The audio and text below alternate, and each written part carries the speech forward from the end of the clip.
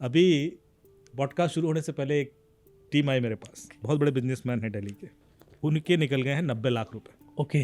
मुझे चैलेंज कर रही है कि तू मुझे पकड़ के दिखा। अरे और ये मेरी आज सुबह भी बात हुई इससे। पर बोले हम सब कुछ करके भी उसको नहीं पकड़ पा रहे। कि एक लेडी थी जिसको एक सोसाइटी में सुबह सुबह हस्बैंड ने कंप्लेन लिखाई कि उसकी वाइफ गायब है। 1-2 दिन के बाद उस लेडी की बॉडी मिल जाती है उसी की सोसाइटी में, उसी के घर के नीचे।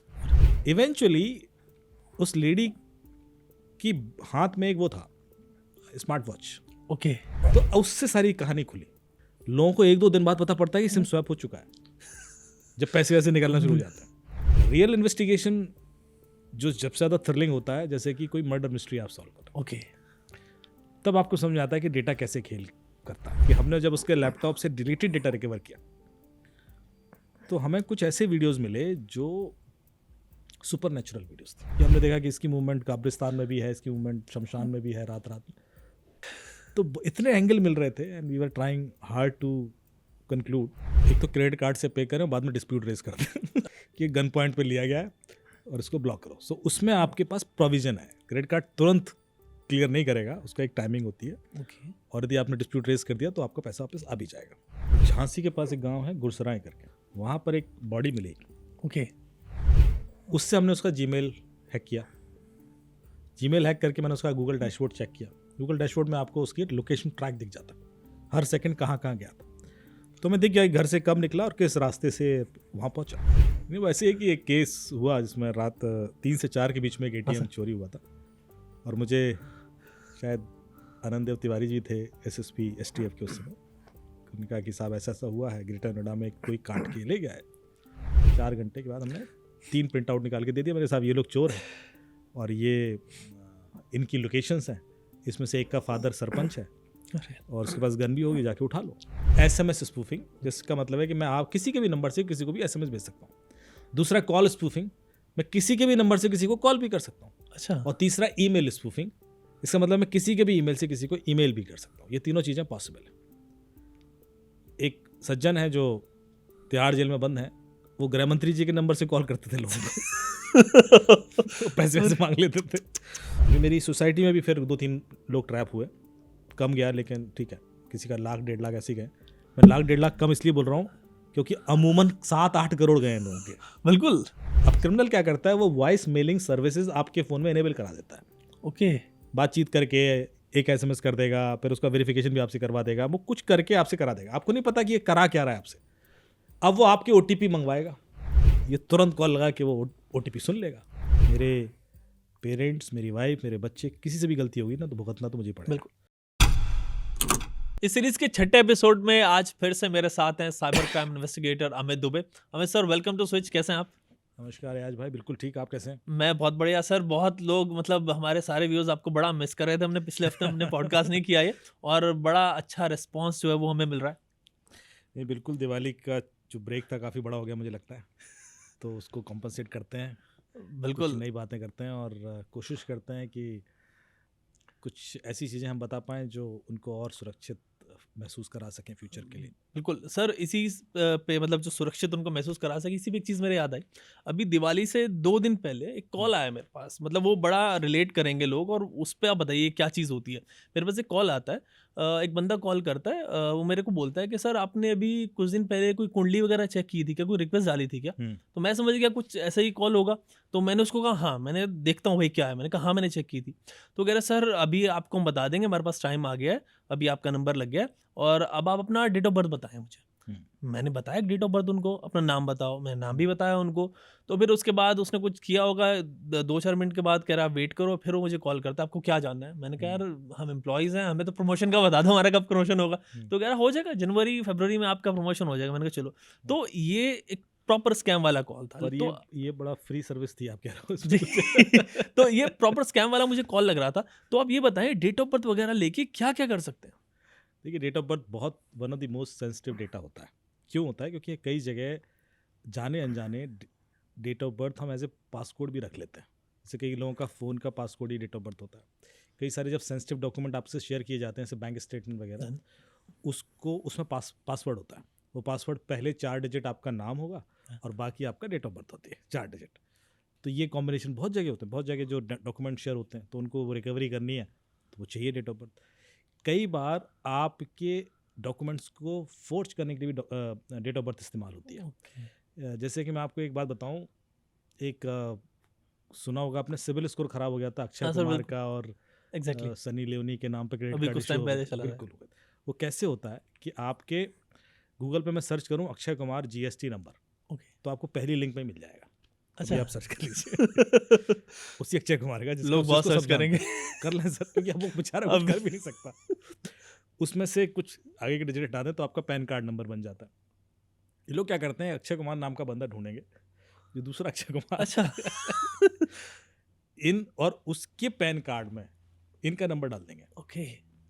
जो एक्टर है, और उसके बाद उस दूसरे अक्षय कुमार का आधार कार्ड लिया और एक क्रेडिट कार्ड अप्लाई कर देंगे। अब जब क्रेडिट कार्ड अप्लाई होगा तो जो वीडियो वेरिफिकेशन होगा वो तो इसका होगा, बिल्कुल। पर जो सिविल स्कोर है उसका चेक किया जाएगा क्योंकि पैन कार्ड तो उसके नंबर का डला हुआ है। तो अभी तक एक सिस्टम में फ्लॉ था जो अब शायद फिक्स हो गया हो, क्योंकि बाद में काफ़ी बड़ा हो गया था मुद्दा, कि यदि आपने पैन कार्ड किसी और अक्षय कुमार का दे रखा है और आधार कार्ड किसी और अक्षय कुमार का दे रखा है, तो सिस्टम में ऐसा कोई प्रोविजन नहीं था जो चेक कर ले कि ये अक्षय कुमार वाला पैन कार्ड और ये अक्षय कुमार वाला आधार कार्ड सेम अक्षय कुमार का। ओके। ये नहीं देख सकते थे वो। इसको एज ए इंडिपेंडेंट एविडेंस, मतलब जो डॉक्यूमेंट यूज करते थे इसको इंडिपेंडेंट, इसको आपके एड्रेस प्रूफ की तरह देखा जाता था या आपके बाकी एंटिटीज के लिए, और इसको आपके फाइनेंशियल रेपुटेशन के लिए देखा जाता था। और उसके बाद क्रेडिट कार्ड इशू हो जाता था। क्रेडिट कार्ड इशू हो गया, बंदे ने खरीदारी कर ली, सिविल स्कोर इनका खराब हो गया तो ये सब हुआ। तो ऐसे में क्या होता है, कई बार आपका डेट ऑफ बर्थ जो होता है उससे दूसरे के डॉक्यूमेंट पे डेट ऑफ बर्थ डाल के या आपकी डेट ऑफ बर्थ के हिसाब से डॉक्यूमेंट क्रिएट करके आपके एंटिटीज थेफ्ट हो सकते हैं। कई जगह ऐसा होता है कि जो कॉल सेंटर्स होते हैं, जब उनसे आप हेल्प मांगते हो, मान लो आपको कोई रिकवरी करानी है किसी टूल की या हार्ड डिस्क की या जो ऑफिशियल आपके कॉर्पोरेट सेक्टर में होता है, तो उससे आपसे 2-3 चीज़ें पूछी जाती हैं। एक आपका डेट ऑफ बर्थ मांगा जाता है, जैसे कि मुझे अपनी कंपनी में मेरे पासवर्ड रिकवर कराना है तो वो एम्प्लॉय आईडी पूछेंगे बिल्कुल। और मेरा डेट ऑफ बर्थ पूछेंगे। एग्जैक्टली। एक आध चीज़ और पूछेंगे और वो दे देंगे हाँ, Recovery एग्जैक्टली करने के लिए यही भेज होता है, देंगे। बिल्कुल। तो वो इतना क्रिटिकल हो जाता है छोटी सी इन्फॉर्मेशन, इसलिए मेरे ख्याल से ये भी लीक होना बहुत बड़ा खतरा हो जाता है। एग्जैक्टली। तो ये भी अगर किसी के पास कॉल आए तो ऐसी चीज़ें ना करें, ये चीज़ ना दें। सर इससे बचने का कोई तरीका है? मतलब कैसे आइडेंटिफाई करें? भाई मान लीजिए मेरे फॉर एग्जांपल मैंने तो कोई ऐसी क्वेरी लगाई नहीं थी कि भाई मेरी डेटा, मैं कोई कुंडली नहीं सर्च कर रहा था उस वक्त में। अगर कोई कर ही रहा हो और उससे कॉल आए और वो फेक कॉल आ जाए, मतलब इससे कैसे पहचाने इन कॉल्स को? देखिए, पहला सिंपल रीज़न ये है कि यदि आपने कोई काम किया ही नहीं है और अचानक से आपको कॉल आ जाता है उससे रिलेटेड कि आपने कोई इंश्योरेंस या आपने कोई क्रेडिट कार्ड अप्लाई किया था या आपने सिम कार्ड अप्लाई किया था, तो आपको सतर्क तो होना ही चाहिए। लेकिन लोग इग्नोरेंट होते हैं इस बेसिक चीज़ को लेकर और उस फ्लो में चले जाते हैं। देखिए, बचने का कोई मैं हार्ड एंड फास्ट तरीका इसलिए नहीं बता सकता क्योंकि अभी आपसे डेट ऑफ बर्थ मांगी है, कल के बहाने से कुछ और भी पूछ सकते हैं। एग्जैक्टली। और आपको नहीं पता कि यार ये इन्फॉर्मेशन भी मेरे लिए मिस यूज हो सकती है मेरे अगेंस्ट। लेकिन एक कॉन्शियसनेस की ज़रूरत है कि कोई भी चीज़ फ्री नहीं होती है। कुछ आपको लालच ही दिया जाएगा कि यार मैं आपने कुछ ऐसा किया था। अच्छा, कई बार ऐसा भी होता है, मैं आपको एक और इंसिडेंट बताता हूँ। एक व्यक्ति गूगल पे कुछ सर्च कर रहा था, कोविड के बाद की बात है, उसको अपना बिजनेस डाइवर्सिफाई करना था, तो कुछ केमिकल सर्च कर रहा था। ओके।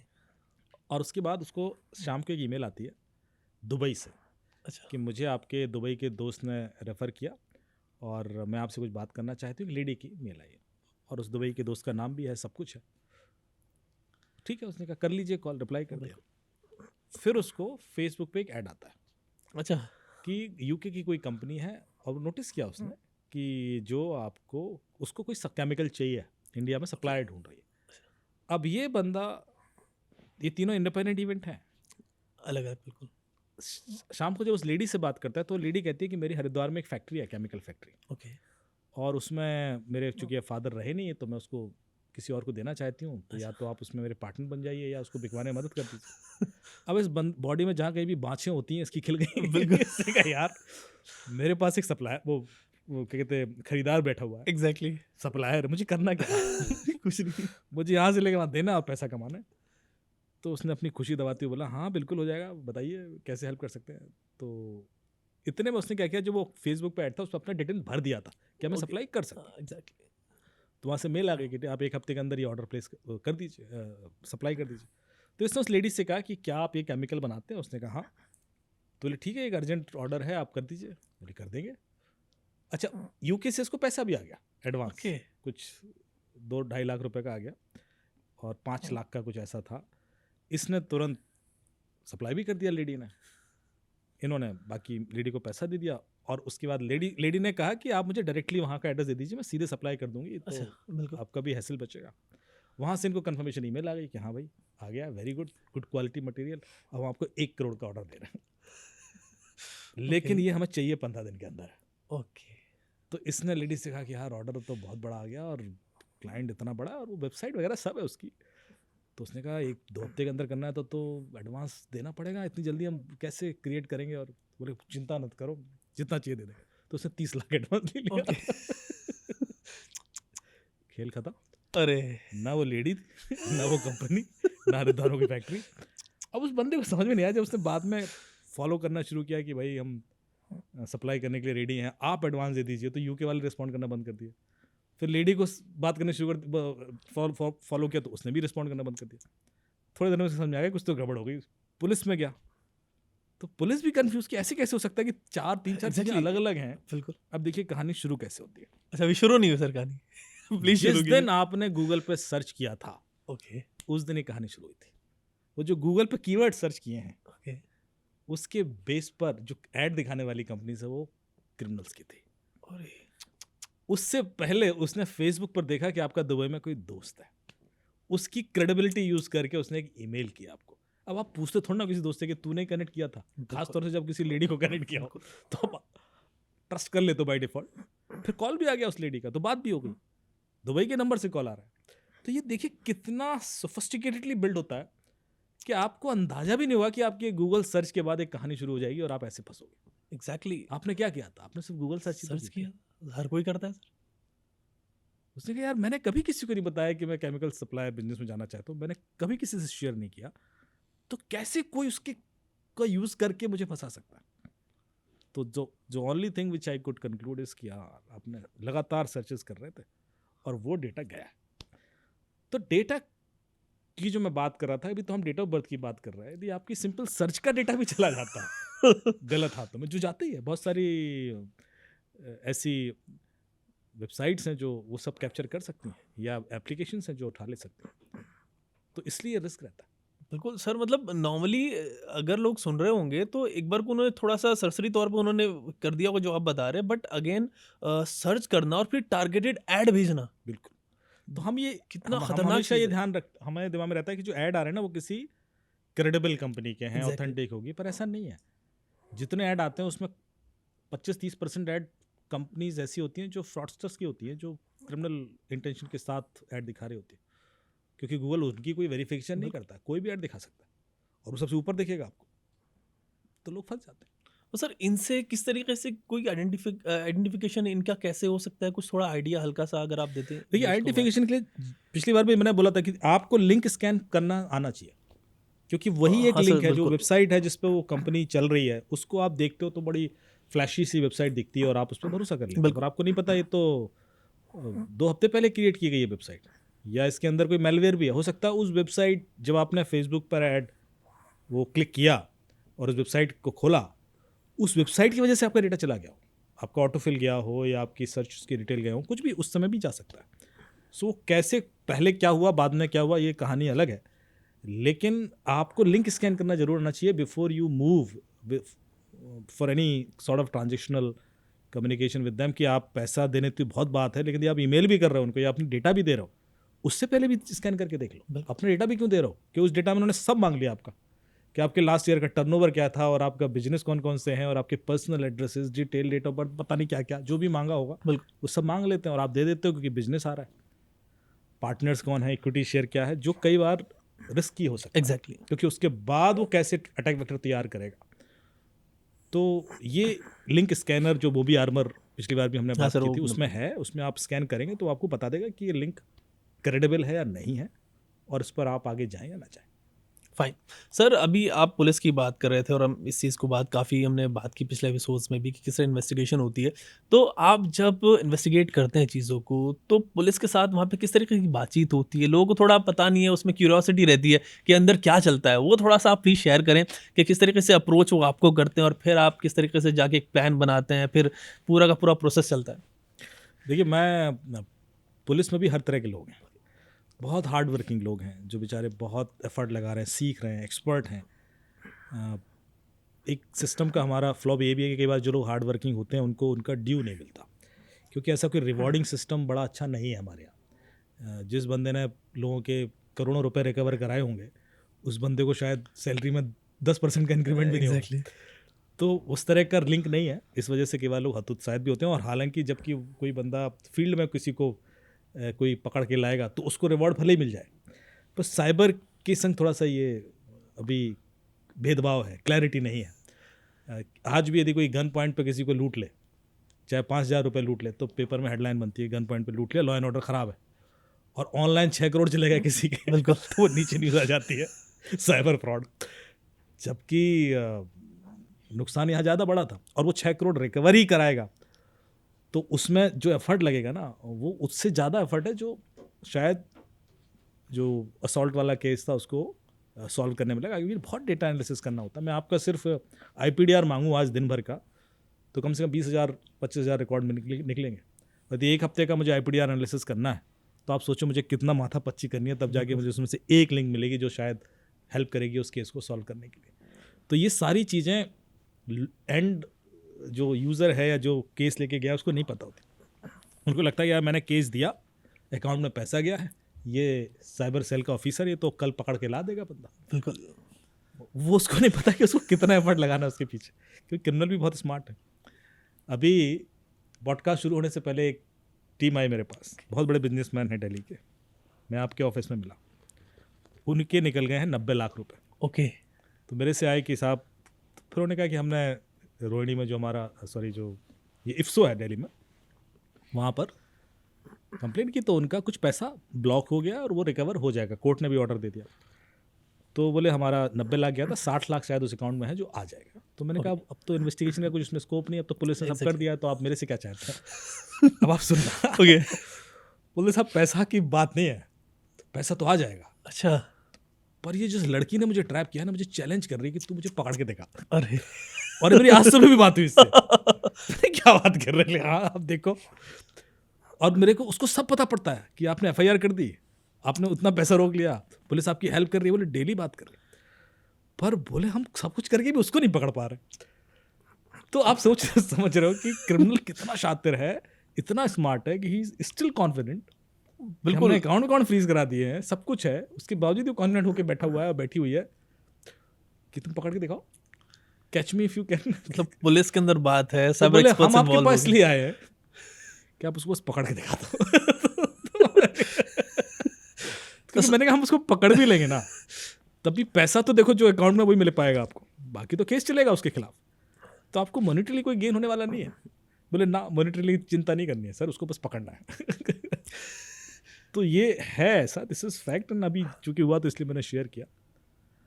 और जो पुलिस के संग जब इन्वेस्टिगेशन में हम इन्वॉल्व होते हैं, तो पुलिस के अपने चैलेंजेस ये हैं कि बहुत सारी चीज़ें वो हमसे सीधे शेयर नहीं कर सकती, क्योंकि हम लॉ एनफोर्समेंट बॉडी का पार्ट नहीं है। ओके। तो वो लीगल भी नहीं है। तो वो उनको क्या होता है कि वो उतना ही शेयर करेंगे जितना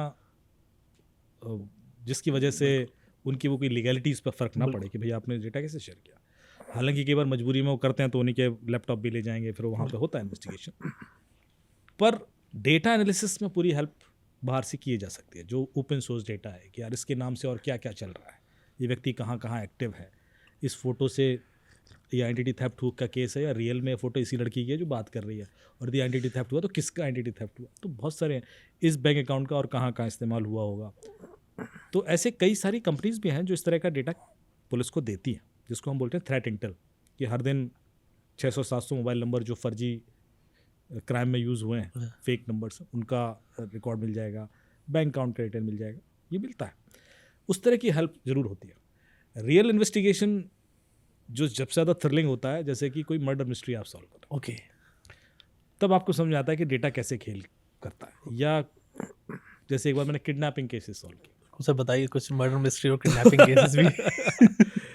तो उसमें क्या होता है कि सर किडनैपिंग केसेस में अभी इस बार इसलिए नहीं बता सकता, अभी उसका कारण है क्योंकि उस पर वेब सीरीज बन रही है और मुझे रोका गया है कि सर वो बहुत थ्रिलिंग है, उसको मत बताइए, तो ओके, प्लीज उसको अभी रोक देते हैं। No problem. कोई दूसरा सर? हाँ, मैं कुछ और आपको केस बता देता हूँ जो है किताब में, ये मेरी किताब पे ही बन रही है, लेकिन मैं बता दूंगा तो शायद बिल्कुल, मेरा वो बिल्कुल। क्लॉज ब्रेक हो जाएगा। लेकिन एक मर्डर केस जरूर बता सकता हूँ मैं। एक लेडी थी जिसको एक सोसाइटी में सुबह सुबह हस्बैंड ने कंप्लेन लिखाई कि उसकी वाइफ गायब है 9 बजे, 9 साढ़े 9 के आसपास। तो पुलिस गई सोसाइटी में ढूंढने के लिए, पूरा सोसाइटी सीसीटीवी वगैरह देखा तो पता पड़ा कि लोग सुबह 6 बजे करीब आए थे और उसके बाद सो गए, और उसके बाद 9 बजे के बाद लेडी दिख नहीं रही है। तो घर से निकलते भी नहीं दिख रही है, कहीं भी नहीं है, घर में भी नहीं है, बहुत कुछ ढूंढ लिया, नहीं मिला। फिर थोड़ा और इन्वेस्टिगेशन डीप हुआ तो पता पड़ा कि इस लेडी ने कहीं बाहर किसी और स्टेट में एक एफआईआर कर रखी है, ओके, किसी के खिलाफ रेप की एफआईआर है। ओके, तो मैंने कहा यार ये तो मामला खुल गया, कुछ और ही हो रहा है। और वो एफ की एफआईआर उस सोसाइटी में कोई व्यक्ति है उसके खिलाफ, तो उसको भी उठा लिया। उससे भी पूछताछ शुरू हो गई कि भाई ऐसा क्यों हुआ, तो बोले तो फेक है और मैं तो ऐसा कुछ हुआ नहीं। अच्छा, और डिजिटल इन्वेस्टिगेशन में क्लियर भी हो रहा है कि व्यक्ति कहीं और था, वो कहीं और थी, तो ये शायद झूठा ही आरोप होगा। लेकिन ऐसा हुआ ही क्यों? उसके बाद और डीप इन्वेस्टिगेशन हुआ। 1-2 दिन के बाद उस लेडी की बॉडी मिल जाती है उसी की सोसाइटी में, उसी के घर के नीचे, और उसकी बॉडी मतलब ऊपर से कहीं से फेंकी गई है, तो इट लुक्स लाइक सुसाइड है। पर जब पोस्टमार्टम हुआ तो पता पड़ा कि वो सुसाइड नहीं है, वो उसको मारा गया। अब लेकिन कुछ प्रूफ नहीं मिल रहा है, क्योंकि इसको प्रूफ कैसे करें कि मारा गया। बिल्कुल, एग्जैक्टली। तो उसके बाद अब मैं लॉन्ग स्टोरी शॉर्ट क्योंकि बहुत सारे turn, sir even long would work. नहीं, तो उसके बाद क्या हुआ कि सबसे पहले तो जो पहला डाउट था कि ये जो रेप का आरोप है उसको ढंग से इंटरोगेट कर लिया जाए, कि भाई उसका कोई लेना देना हो। हमने उस लेडी का लैपटॉप और मोबाइल फ़ोन भी रिकवर किया, उसके घर में मिल गया था। लेडी गायब थी, मोबाइल फ़ोन का पासवर्ड नहीं मिल रहा था, लैपटॉप का भी पासवर्ड नहीं मिल रहा था, और हस्बैंड ने कहा था कि हमें दोनों का पासवर्ड नहीं पता। फिर हमने लैपटॉप का पासवर्ड क्रैक कर लिया, तो लैपटॉप में हमें कुछ ऐसा सस्पिशियस नहीं मिला। लेकिन जब हमने लैपटॉप का लॉक देखा तो पता पड़ा कि जिस 1.5 दिन या 2 दिन के करीब लेडी गायब रही है, उस दौरान उस लैपटॉप पे एक्टिविटी हुई है। ओके, किसी ने लॉग इन किया है, क्योंकि वो डिटेल मिल जाते हैं लॉग। एग्जैक्टली। तो इसका मतलब है कि हस्बैंड झूठ बोल रहा है या फिर किसी और को उसका पासवर्ड पता है, एग्जैक्टली। क्योंकि वो पासवर्ड यूज़ हुआ है। फिर हमने फ़ोन का IPDR निकलवाया, IP डिटेल्स रिकॉर्ड बोलते हैं, कि उस फ़ोन पे इंटरनेट पर क्या क्या हो रहा था। उस IPDR से पता पड़ा कि फ़ोन पे भी एक्टिविटी हुई है। तो यदि फ़ोन लॉक था और उस पीरियड में जब वो एग्जैक्टली गायब थे और जब पुलिस ने रिकवर किया फ़ोन, उससे पहले उस फ़ोन में कुछ हुआ है, तो किसने किया? तो फिर एक डाउट हो गया। तो घूम फिर के हमारी सुई अटक रही थी कि हस्बैंड इन्वॉल्व होगा, लेकिन कोई एविडेंस नहीं है। तो उसको, और ऊपर से एक FIR हो रखी है, तो वो कहानी थोड़ी और फैल रही थी। इवेंचुअली उस लेडी की हाथ में एक वो था, स्मार्ट वॉच, ओके, जो आपका हार्ट रेट और सब कुछ कैप्चर करता है, मूवमेंट्स, कितना सीढ़ियाँ चढ़ी, ऊपर नीचे कितना गया, सब पता होता है। तो जब वो ऊपर से गिरी है तो उसका वो टूट गया, तो हमने उसको रिकवर कराया, उसका मेमोरी डंप लिया और उसका ट्रैक निकाला कि मरने से पहले इसका ये ट्रैक था क्या। ओके, तो उसमें लोकेशन भी होती है और exactly उसमें आपका हार्ट रेट भी होता है। तो उससे सारी कहानी खुली कि जब ये 6 बजे अंदर गई है, उसके बाद 6 से 7 के बीच में इसका हार्ट रेट काफ़ी बढ़ा है। तो ऐसा लग रहा है कि ये चिल्ला रही है। तो आप समझ रहे, उससे आपको समझ आया कि इसका झगड़ा हुआ है किसी से, तो हस्बैंड से हुआ है, क्योंकि घर में 6 बजे से कोई और था नहीं। फिर पता पड़ा है कि 7 बजे या 7:15 पे इसका हार्ट रेट बंद हो गया, मतलब वो टाइम ऑफ डेथ है इसका। एग्जैक्टली। उसके बाद ये लेडी की लोकेशन चेंज नहीं हुई है, वहीं थी। एंड देन जिस दिन इसकी बॉडी मिली है उसके एक दिन पहले 2:30 बजे रात में उसका ऑल्टीट्यूड चेंज हुआ है। ओके, ठीक है, मतलब ऊपर से सडन नीचे आई है, क्योंकि आप नॉर्मली जो आपका स्टेप्स कैलकुलेशन होता है उसमें कैसे होता है कि आप एक लेवल ऑल्टीट्यूड आपका चेंज होता है तो वो एक स्टेप काउंट कर लेता है कि इतनी सीढ़ियाँ आपने चढ़ी, क्योंकि आप बिल्कुल कितना ऊपर जाओ। यदि ऊपर से नीचे आओगे तो पता पड़ता है कितना सीढ़ियाँ उतर रहे हो। यदि आप झटके से नीचे आओगे तो वो अल्टीट्यूड में चेंज दिखता है। तो उससे पता पड़ा कि ये उस टाइम पर ड्रॉप की गई है, लेकिन उससे पहले तो मर चुकी थी और लोकेशन यही थी। तो वो ये जो एविडेंसेस थे, these all are court admissible, और इसको कोई नहीं काट सकता था। तो उसके एविडेंस पे फिर हस्बैंड पे चार्ज लगाए गए, फ्रेम। तो कई बार क्या होता है कि अब ये इसलिए इंटरेस्टिंग केस था कि अपने आप में पहला केस था जो किसी स्मार्ट वॉच के थ्रू वर्कआउट हुआ। अदरवाइज तो ग्लोबली आप देखेंगे तो बहुत सारे केसेस स्मार्ट वॉच से सॉल्व हुए होंगे। हमने एलेक्सा के केसेस डिस्कस किए थे। घर के अंदर और भी बहुत सारे आजकल सेंसर्स होते हैं जो हेल्प कर जाते हैं। लेकिन एक ऐसा केस, अच्छा इसमें एक ट्विस्ट और भी था कि हमने जब उसके लैपटॉप से डिलीटेड डेटा रिकवर किया तो हमें कुछ ऐसे वीडियोस मिले जो सुपर नेचुरल वीडियोस थे। ओके। और उसको देख के कुछ अजीब लगा हमें कि यार ये वीडियो इसने क्यों बनाए। तो अब मैं वो डॉट इसलिए कनेक्ट नहीं करना क्योंकि हम उसके बारे में बात कर रहे हैं जो अब नहीं है एग्जैक्टली। पर this lady was into that. Okay. और वो बनाती थी और उसकी वजह से घर में कॉन्फ्लिक्ट होते होंगे और उसकी वजह से शायद इवेंचुअली ये हुआ होगा। लेकिन जब वो सुपर नेचुरल वीडियोज़ मिले तो हम लोगों का डायरेक्शन और बदल गया इन्वेस्टिगेशन का। हमने कहा इसमें फिर कोई ऐसा भी इन्वॉल्व हो सकता है जो आउट ऑफ हाउस हो। एग्जैक्टली। उसने कहीं बुला लिया और रात में, और क्योंकि हमने देखा कि इसकी मूवमेंट कब्रिस्तान में भी है, इसकी मूवमेंट शमशान में भी है, रात रात में बहुत कुछ किया था उसने। तो इतने एंगल मिल रहे थे and we were trying hard to conclude, पर इवेंचुअली जो कंक्लूजन हुआ स्मार्ट वॉच। सर इसमें जिस तरह की व्यूअर्स को हमारे और इवन मुझे भी जितना सुनने में सब कुछ थ्रिलिंग सा लगता है कि यार अब क्या ट्विस्ट एंड टर्न आएगा, इन्वेस्टिगेट करते हुए भी क्या वो थ्रिल आपके अंदर होता है क्योंकि आप इतना वक्त से आप कर रहे हैं, या फिर थोड़ा ये भी होता है थोड़ा टायरिंग भी बन जाता है कि यार इतने ट्विस्ट एंड टर्न्स आ गए, यहाँ तक हम पहुंचे नहीं है। इतनी जल्दी ट्विस्ट आता नहीं है ओके, जितना बता दिया जाता जितनी जल्दी मैंने कहानी में बता दिया, क्योंकि कई बार क्या होता है 3-4 दिन के एफर्ट के बाद भी कुछ भी नहीं निकल रहा है। ओके। तो आप बहुत फ्रस्ट्रेटेड बड़ी जल्दी हो जाते हो, आपको लगता है यार कुछ नहीं हो रहा, छोड़ देते हैं इसको। पर होता क्या है कि कई बार प्रेशर होता है और कई बार विक्टिम ऐसा होता है कि उसको देखकर लगता है कि नहीं यार एक और ट्राई कर लेते हैं, एक और ट्राई कर लेते हैं, और ऐसा करके कहीं से कोई ऊपरी शक्ति हेल्प कर देती है। मैं सच बता रहा हूँ कि जितने इन्वेस्टिगेशन हमने किए होंगे, एटलीस्ट मैं अपना, यदि कोई ऊपर वाला इन्वॉल्व नहीं है तो वो हो ही नहीं सकता। ओके। क्योंकि हम कितना भी दिमाग लगा लें उस एंगल को देख पाना, यदि मैं इतना इंटेलिजेंट हूँ तो वो पहले क्यों नहीं देख लिया। वो पता नहीं उस समय ऐसे अचानक से खुलता है कि यार ये वाला भी तो देख लो। या वो अनुभव से आता है, पता नहीं। लेकिन मैं तो ब्लेसिंग ही मानता हूँ कि शायद वो करते करते वो वाला कहता है ये थक गया, अब इसको सॉल्व करा देते हैं। बिल्कुल सर, आपकी बुक में मैं पढ़ रहा था एक एटीएम रॉबरी वाला भी केस था कि एटीएम रॉबरी कैसे सॉल्व की, थोड़ा वो भी व्यूअर्स को बताएं, वो भी बड़ा इंटरेस्टिंग।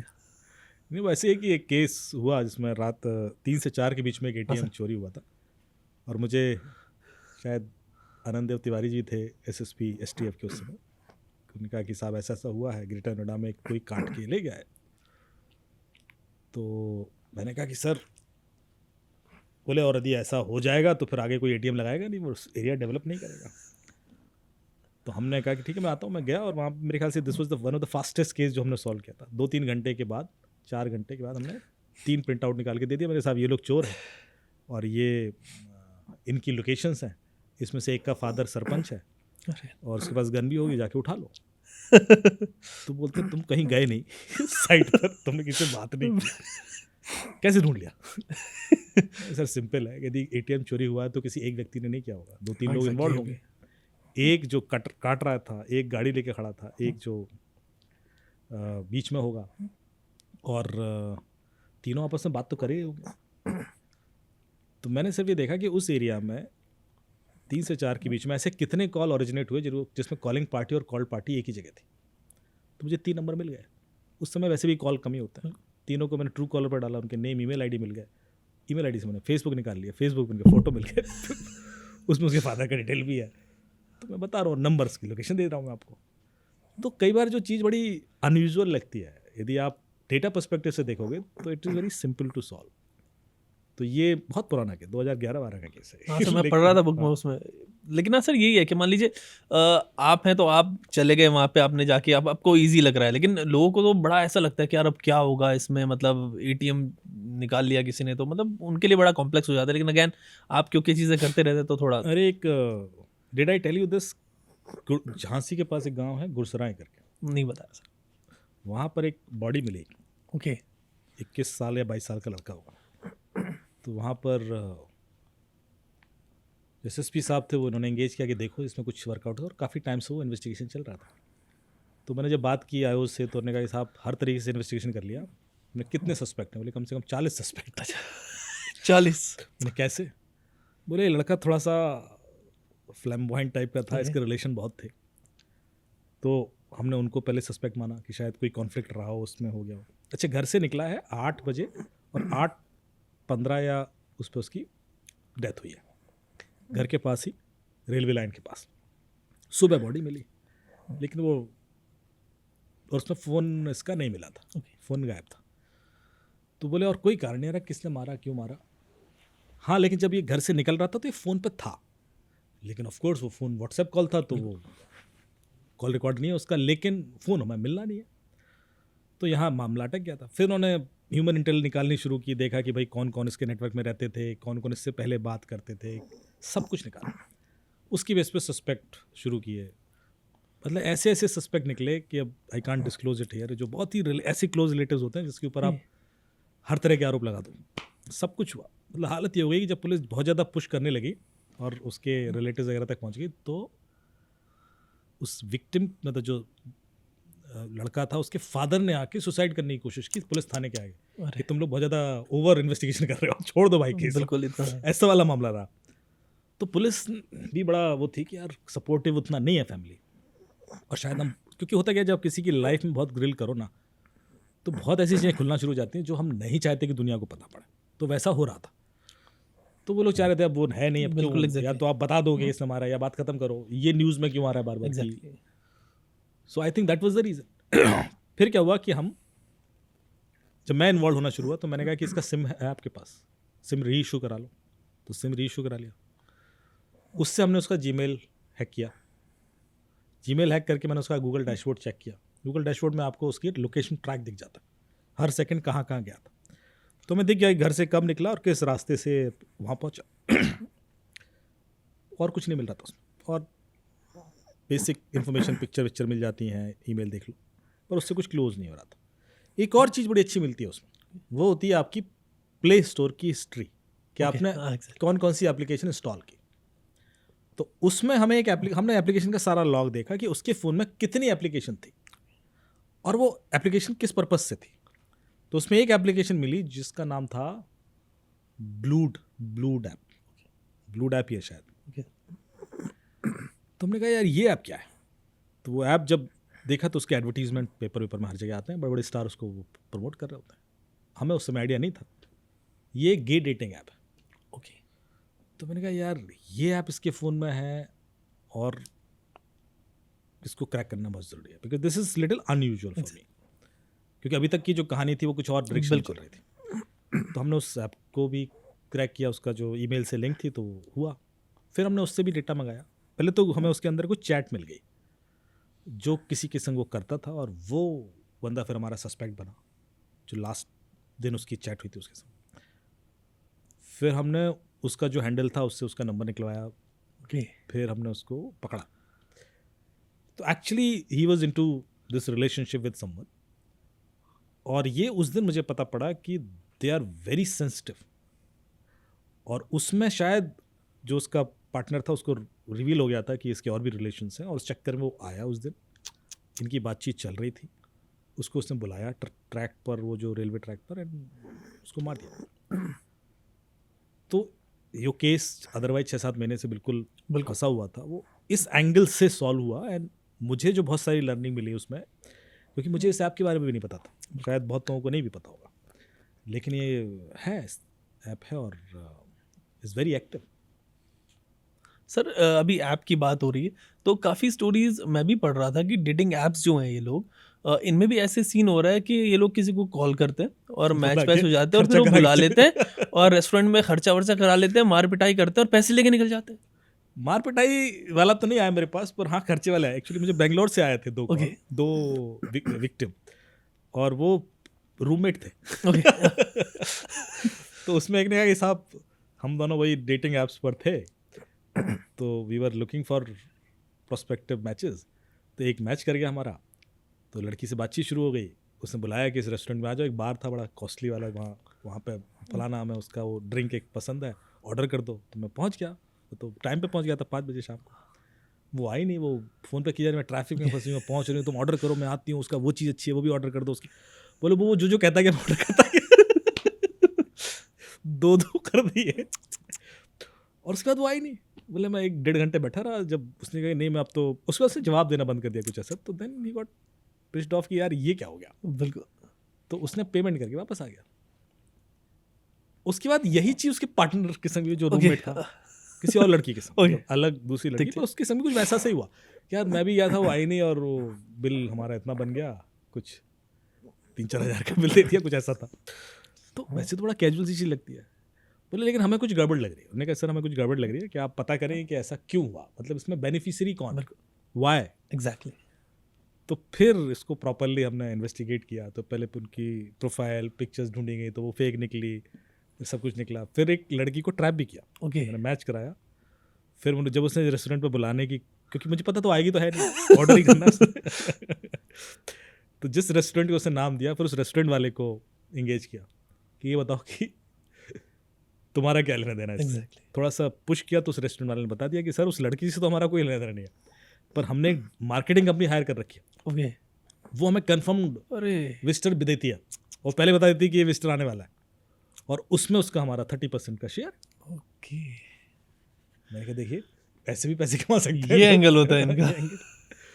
तो मार पिटाई तो नहीं हुई, लेकिन देखिए आप बड़े सोफिस्टिकेटेड तरीके से कैसे पैसा निकलवा लेंगे आपसे, हाँ सर, ये और आपको पता नहीं कि बेनिफिशियरी ये है कौन। मार्केटिंग वाला एंगल तो मतलब मेरे को भी अंदाजा नहीं था कि इस तरीके की चीज़। मुझे लगा यार ठीक है, रेस्टोरेंट से कुछ सेटिंग वेटिंग होती होगी, अपना पैसे वैसे इधर से आके ले ले, लेकिन ये marketing agency, proper marketing company confirmed order देती थी कि आपको इतने लोग आएंगे आज, और उनका बिल का हमें इतना चाहिए। तो सर ये ऐसा भी था कि मान लीजिए एक मैं जो पढ़ रहा था वो बता रहा हूँ, आप उसमें करीब 20-25 हज़ार का इन्फ्लेट करके बिल दे दिया, और जबकि वो सामान जो भी खाया पिया उन्होंने होगा 2-4 हज़ार का होगा।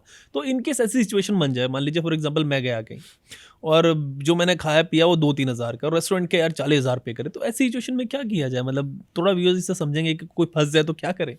देखिए 2 काम कर सकते हैं जी। एक तो क्रेडिट कार्ड से पे करें, बाद में डिस्प्यूट रेज कर दें। अच्छा। यदि मार पिटाई पे बात आ रही है ओके। तो क्रेडिट कार्ड से तो कर ही सकते हो, बाहर आके चुपचाप डिस्प्यूट रेज कर दो कि गन पॉइंट पे लिया गया है और इसको ब्लॉक करो। सो उसमें आपके पास प्रोविजन है, क्रेडिट कार्ड तुरंत क्लियर नहीं करेगा, उसका एक टाइमिंग होती है, ओके। और यदि आपने डिस्प्यूट रेज कर दिया तो आपका पैसा वापस आ भी जाएगा। दूसरा, क्योंकि आप देखो सिचुएशन क्या है मुझे नहीं पता, हो सकता है कि वो ऐसी सिचुएशन हो कि अब आप कुछ और कर ही नहीं पा रहे हो। हेल्पलाइन तो आप पुलिस को तो कभी भी डायल 100 करके बुला ही सकते हो, क्योंकि है तो ये बिल्कुल क्या कहते हैं गन पॉइंट पे लूट बिल्कुल मेरे लिए। बिल्कुल। पर ऐसा होता है, डेफिनेटली होता है क्या, कई सारे रेस्टोरेंट हैं जहाँ बाउंसर्स होते हैं और उनका एक कवर चार्ज होता है एंट्री का। कई बार वो बिना कवर चार्ज किए एंट्री करा दिया, और उसके बाद आपने खाया पिया, अब आपने तो 2000-3000 का खाया, वो कहते साहब वो तो उसमें तो कवर चार्ज है, देखो बाहर लिखा है। बोले तो उस समय क्यों नहीं बताया? बोले तो होता है, तो बिल में ऐड होता है।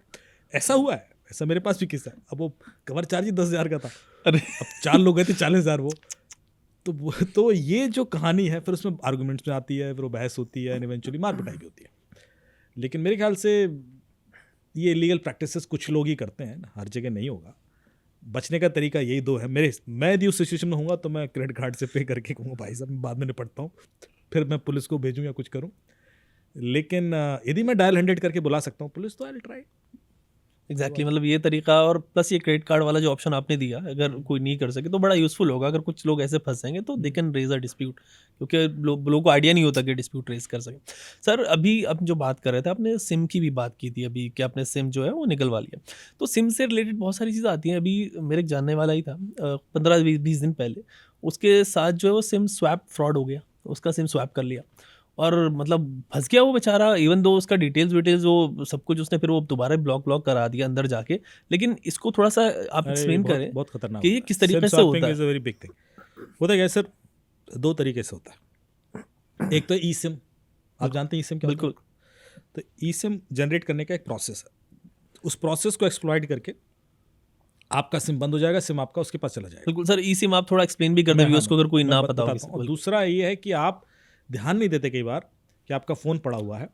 मान लो आप ट्रेन में हो, फ़ोन चार्जिंग पे लगा हुआ, ओके, ऐसे हुए केसेस, फ़ोन चार्जिंग पे था, आप तो जबकि उसने पिन से आपका सिम निकाला और एक दूसरा सिम डाल दिया अब होगा क्या, वो दूसरे सिम में भी डेटा सर्विसेज है।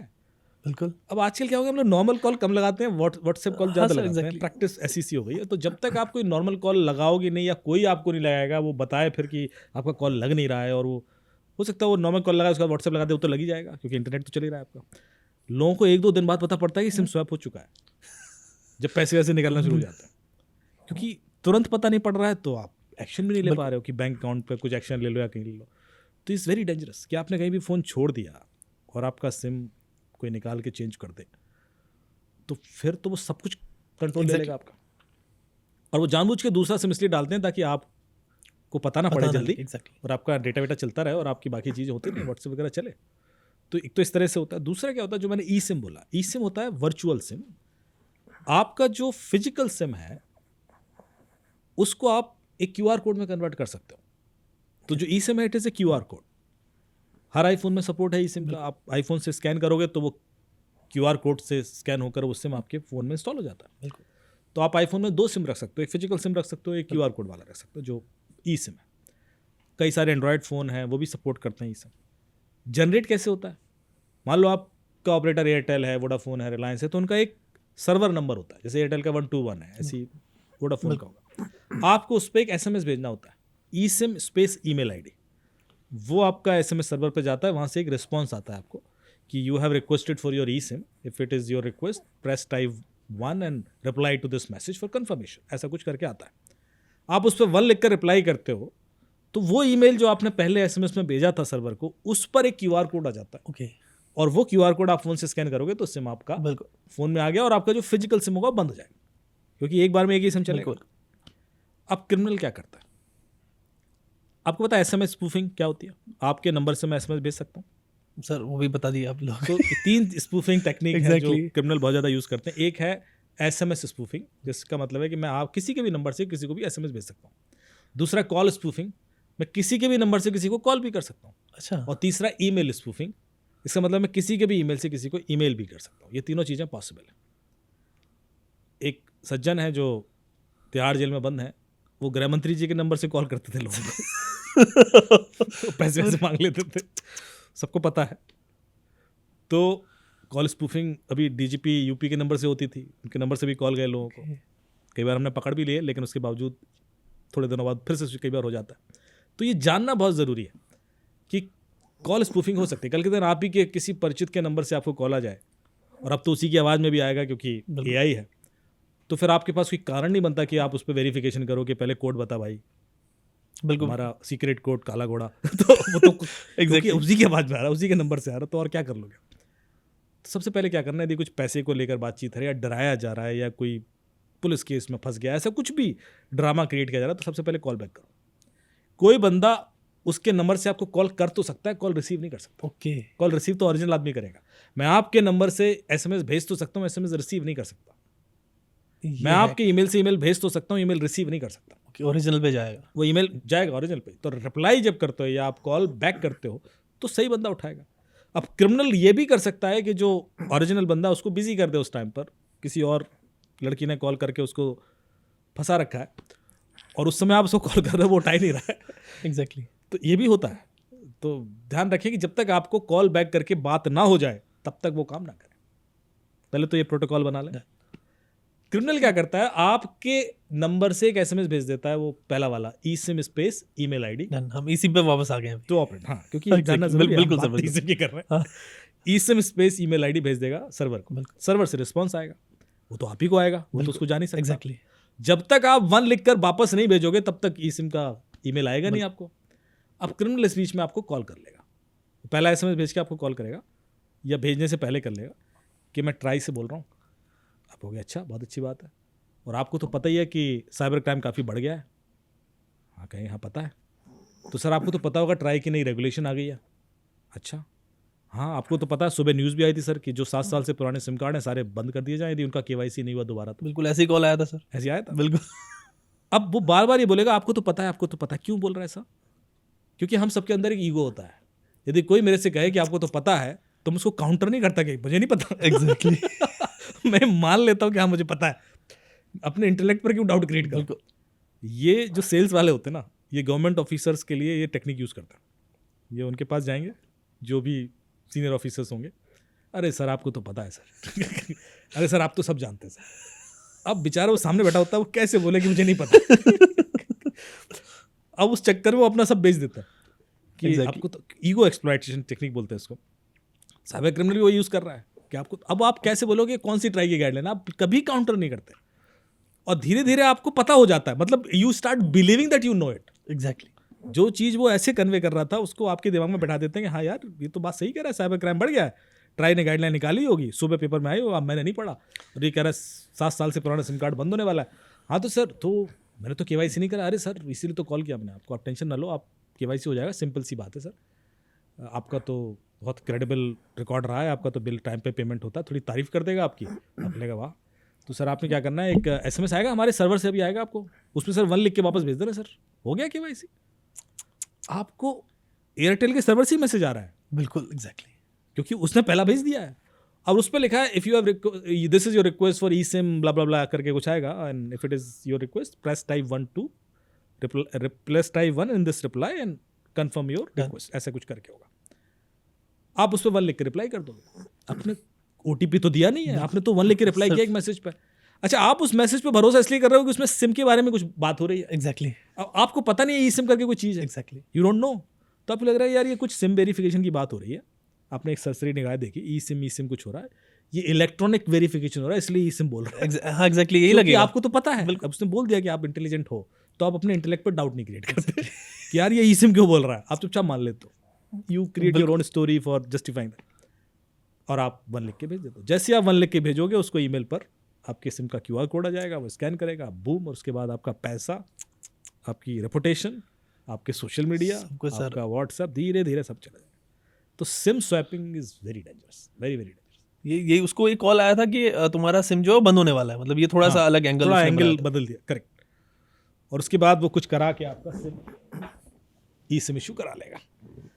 तो ये टेक्निक अभी भी चल रही है, जबकि इसके लिए काफ़ी कुछ वर्क अराउंड हो चुके हैं, मतलब टेलीकॉम कंपनीज ने भी काफ़ी मेरे ख्याल से इंप्रूवमेंट की होंगी, क्योंकि बहुत पुरानी टेक्निक है, आई एम श्योर थोड़ा बहुत प्रोसेस बदला होगा, लेकिन हाँ वो कहानी घुमा के कुछ ना कुछ 2 बार गलती करा लेगा। कई बार क्या होता है, 2 वेरिफिकेशन हो जाएंगे तो वो 2 बार गलती भी करा लेगा आपसे। Once you are in trap, you are in trap. और बेसिकली सर eSIM क्योंकि कॉन्सेप्ट थोड़ा सा मतलब इवन तो पुराना है, लेकिन लोगों को पता नहीं है, तो इस वजह से वो फंस जाते हैं, उनको पता नहीं, और उनको ये नहीं पता कि उनका सिम जो है फिजिकली उनके पास रहेगा, लेकिन वो इलेक्ट्रॉनिकली किसी और के पास चले जाएगा।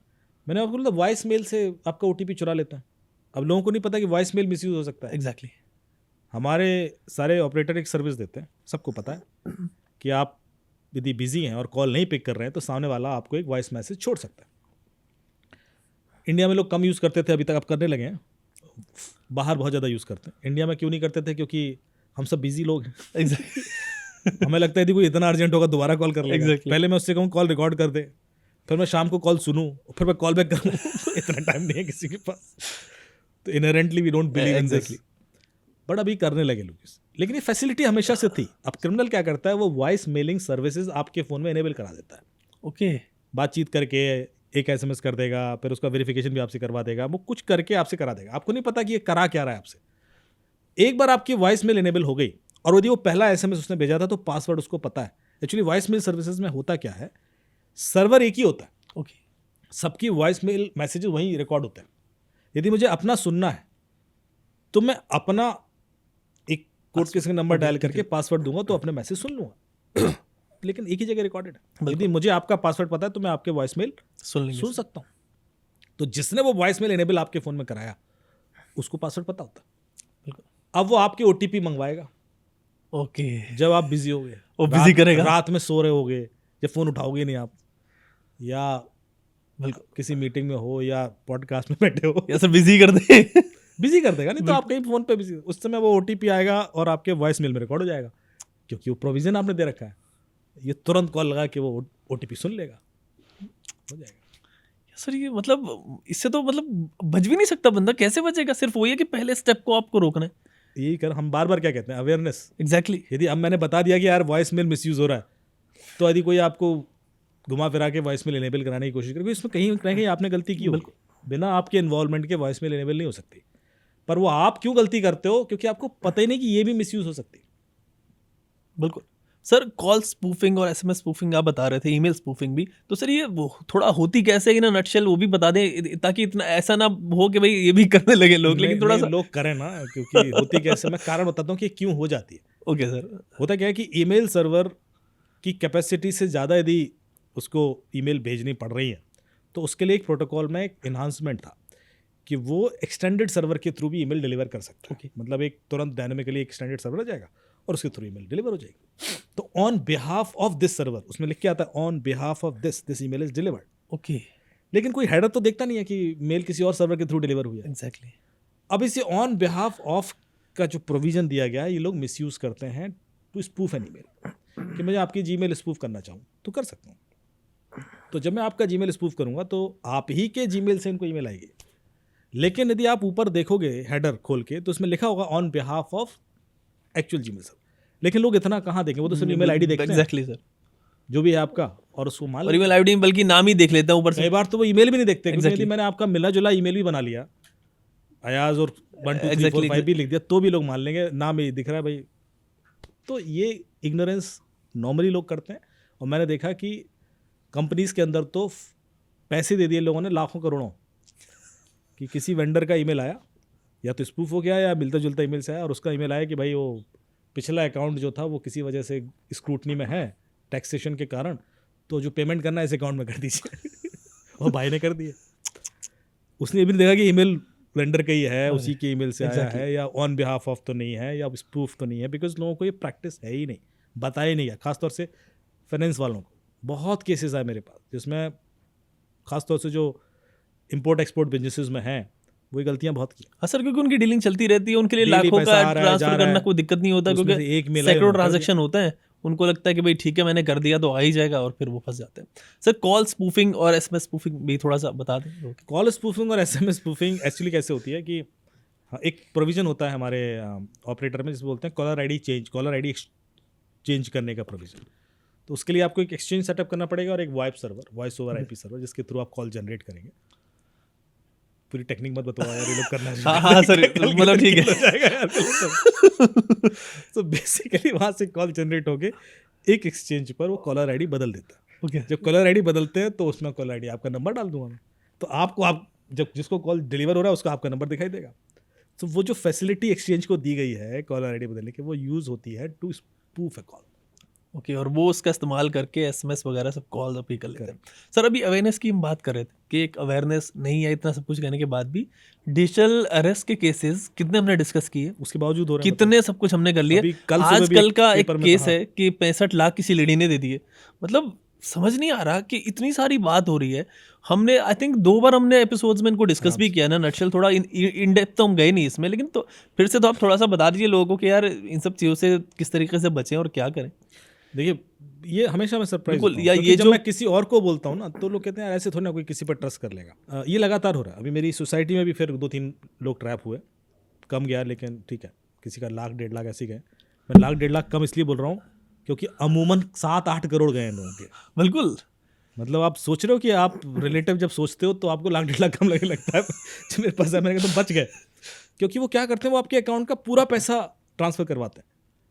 तो पूरा मोडस ऑपरेंडी में एक बार फिर रिपीट कर रहा हूँ ताकि आप समझ जाओ गेम क्या है। कि पहले एक आपको आईवीआर कॉल आएगा, अब एक रिकॉर्डेड कॉल आएगा, तो लोग बाय डिफॉल्ट आपके दिमाग में ट्रस्ट आ जाता है कि यार ये तो प्रोफेशनल कॉल ही है, और बड़ा प्रोफेशनली उसमें बोला जाएगा कि दिस इज़ फ्रॉम योर फलाना कुरियर कंपनी और regarding one of your consignment which has stuck in delivery and to connect to our customer care executive please press 9। आप 9 दबाइए और हमारे कस्टमर केयर एग्जीक्यूटिव से कनेक्ट हो जाइए to know more about it. तो आपको कुरियर वुरियर आ रहा है, वैसे कुरियर अच्छे लगता है, आ रहा है कोई तो आदमी 9 दबा देता है। दबाया किसने? आपने। किसी ने कॉल करके आपको कुछ नहीं बोला है, आपने खुद ही एंट्री ली है। अब जैसे ही एंट्री लोगे तो सामने वाला क्या कहेगा, हाँ बताइए सर, बड़ा प्रोफेशनली बोलेगा, क्या प्रॉब्लम है? अरे वो कुछ कुरियर वुरियर हमारा, हाँ अच्छा आपका नाम बताइए। आप रिक्वेस्ट कर रहे हो, वो आपको नहीं बोल रहा है, आप पूरा देखना। हाँ आया तो कोई कुरियर आपका फंस गया, अच्छा ये कुरियर, अच्छा ये तो इसके खिलाफ तो एफआईआर हुई है, इस कुरियर के खिलाफ। अब आपको पहला झटका लगता है, एफआईआर, हाँ इस कुरियर में शायद कुछ इलीगल चीज़ें पाई गई हैं, कुछ एमडीएमए है, कुछ ड्रग है, कुछ पासपोर्ट्स हैं, कुछ करेंसी है। अरे नहीं सर मेरा कुरियर नहीं है, क्या बात कर रहे हैं आप ही। सो पहले तो ये होगा, या दूसरा तरीका होता है कि आपका फ़ोन नंबर मिसयूज़ हो रहा है, आपके नंबर से कुछ लोगों को इलिसिट मैसेज गए हैं, लड़कियों को ऐसे गए हैं, तो उसके खिलाफ FIR और इंक्वायरी चल रही है, या आपके आधार से 2-4 सिम और इशू हो गए हाँ हैं। सर, यही करते हैं। ये 2-3 बिल्कुल, कारण बिल्कुल। होंगे कि इसके खिलाफ अब FIR हो गई, तो या तो नंबर है या कुरियर है। यदि नंबर वाला होगा तो बोलेगा ट्राई से कॉल आया है और कुछ नंबर वेरिफिकेशन का, तो आप प्रेस 9 कर देते हो, कस्टमर केयर के सिस्टम में कनेक्ट हो जाता है। तो प्रॉपर कॉल सेंटर तो चल रहा है कहीं, क्योंकि वो प्रॉपर ट्रेंड लोग हैं। फिर वो बोलेगा कि अच्छा ये कुरियर तो अब FIR हो गई, तो अब क्या, अरे सर मेरा तो नहीं है ये, या मैं तो भेजा नहीं सर। कोई बात नहीं, आप टेंशन मत लीजिए, मैं देखता हूँ, मैं आपकी हेल्प करता हूँ। मैं आपको एक काम करता हूँ, मुंबई क्राइम ब्रांच से कनेक्ट कर देता हूँ, आप बता दो उनको कि आप करनी है, बात खत्म। ये बंदा आपकी हेल्प कर रहा है, बिल्कुल, आप बिल्कुल। इस पर कैसे डाउट करोगे? ये तो कह रहा है कि मैं आपकी हेल्प कर रहा हूँ, तो आप इस पर डाउट ही नहीं करते। कहता मैं आपको कनेक्ट कर देता हूँ, वो कनेक्ट करेगा क्राइम ब्रांच से। अब क्राइम ब्रांच वाला बोलेगा हाँ बताइए, अरे सर वो मेरा एक कुरियर। किसने बोला कुरियर? आपने, उसने नहीं बोला। एग्जैक्टली। अब सर पूरे टाइम पे गेम क्या चलता है आपके दिमाग में, धीरे वो धीरे dominate बैठ कर रहा गया है कि चीज़ मेरा को। ही कुरियर है, आपने स्वीकार कर लिया। और उसके लिए स्टेप ऐसे चलते हैं कि सर अच्छा आपका कुरियर, अच्छा ये आप ही का कुरियर है, हाँ हाँ, तो इसके खिलाफ तो 4 FIR है, इसमें तो ड्रग भी है, वो तो नार्कोटिक्स कंट्रोल ब्यूरो भी देख रहा है, इसमें CBI भी देख रही है इसको, ED भी देख रही है इसको।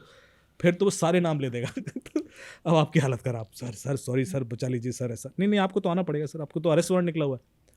Arrest warrant? हाँ अरेस्ट वारंट निकला आपके लिए, आपको तो अरेस्ट होना चाहिए। आप कैसे फ्री कैसे घूम रहे हैं आप कब से फ्री घूम रहे हैं? आप बेचारा घबरा गया। एग्जैक्टली। अरे नहीं सर ऐसा मत कीजिए सर, ऐसा नहीं तो अरेस्ट तो सर करना पड़ेगा। अब एक काम करिए, आप डिजिटल अरेस्ट होना चाहते हैं या फिजिकल अरेस्ट होना चाहते अच्छा, ये ऑप्शन भी हैं? अब दोनों ऑप्शन देगा, फिजिकल अरेस्ट। सर ये डिजिटल अरेस्ट क्या होता है सर?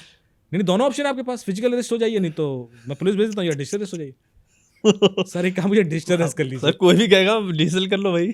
आप ही ने सेलेक्ट किया, बिल्कुल। डिजिटल अरेस्ट उसने नहीं बोला। आप तो जब आप ही स्वीकार कर रहे हो तो फिर आप कैसे काउंटर, कैसे डिस्ट्रस करोगे उस पर? अच्छा कर लीजिए सर, बताइए सर क्या करना है? कुछ नहीं, एक स्काइप इंस्टॉल करो, कर लिया आप।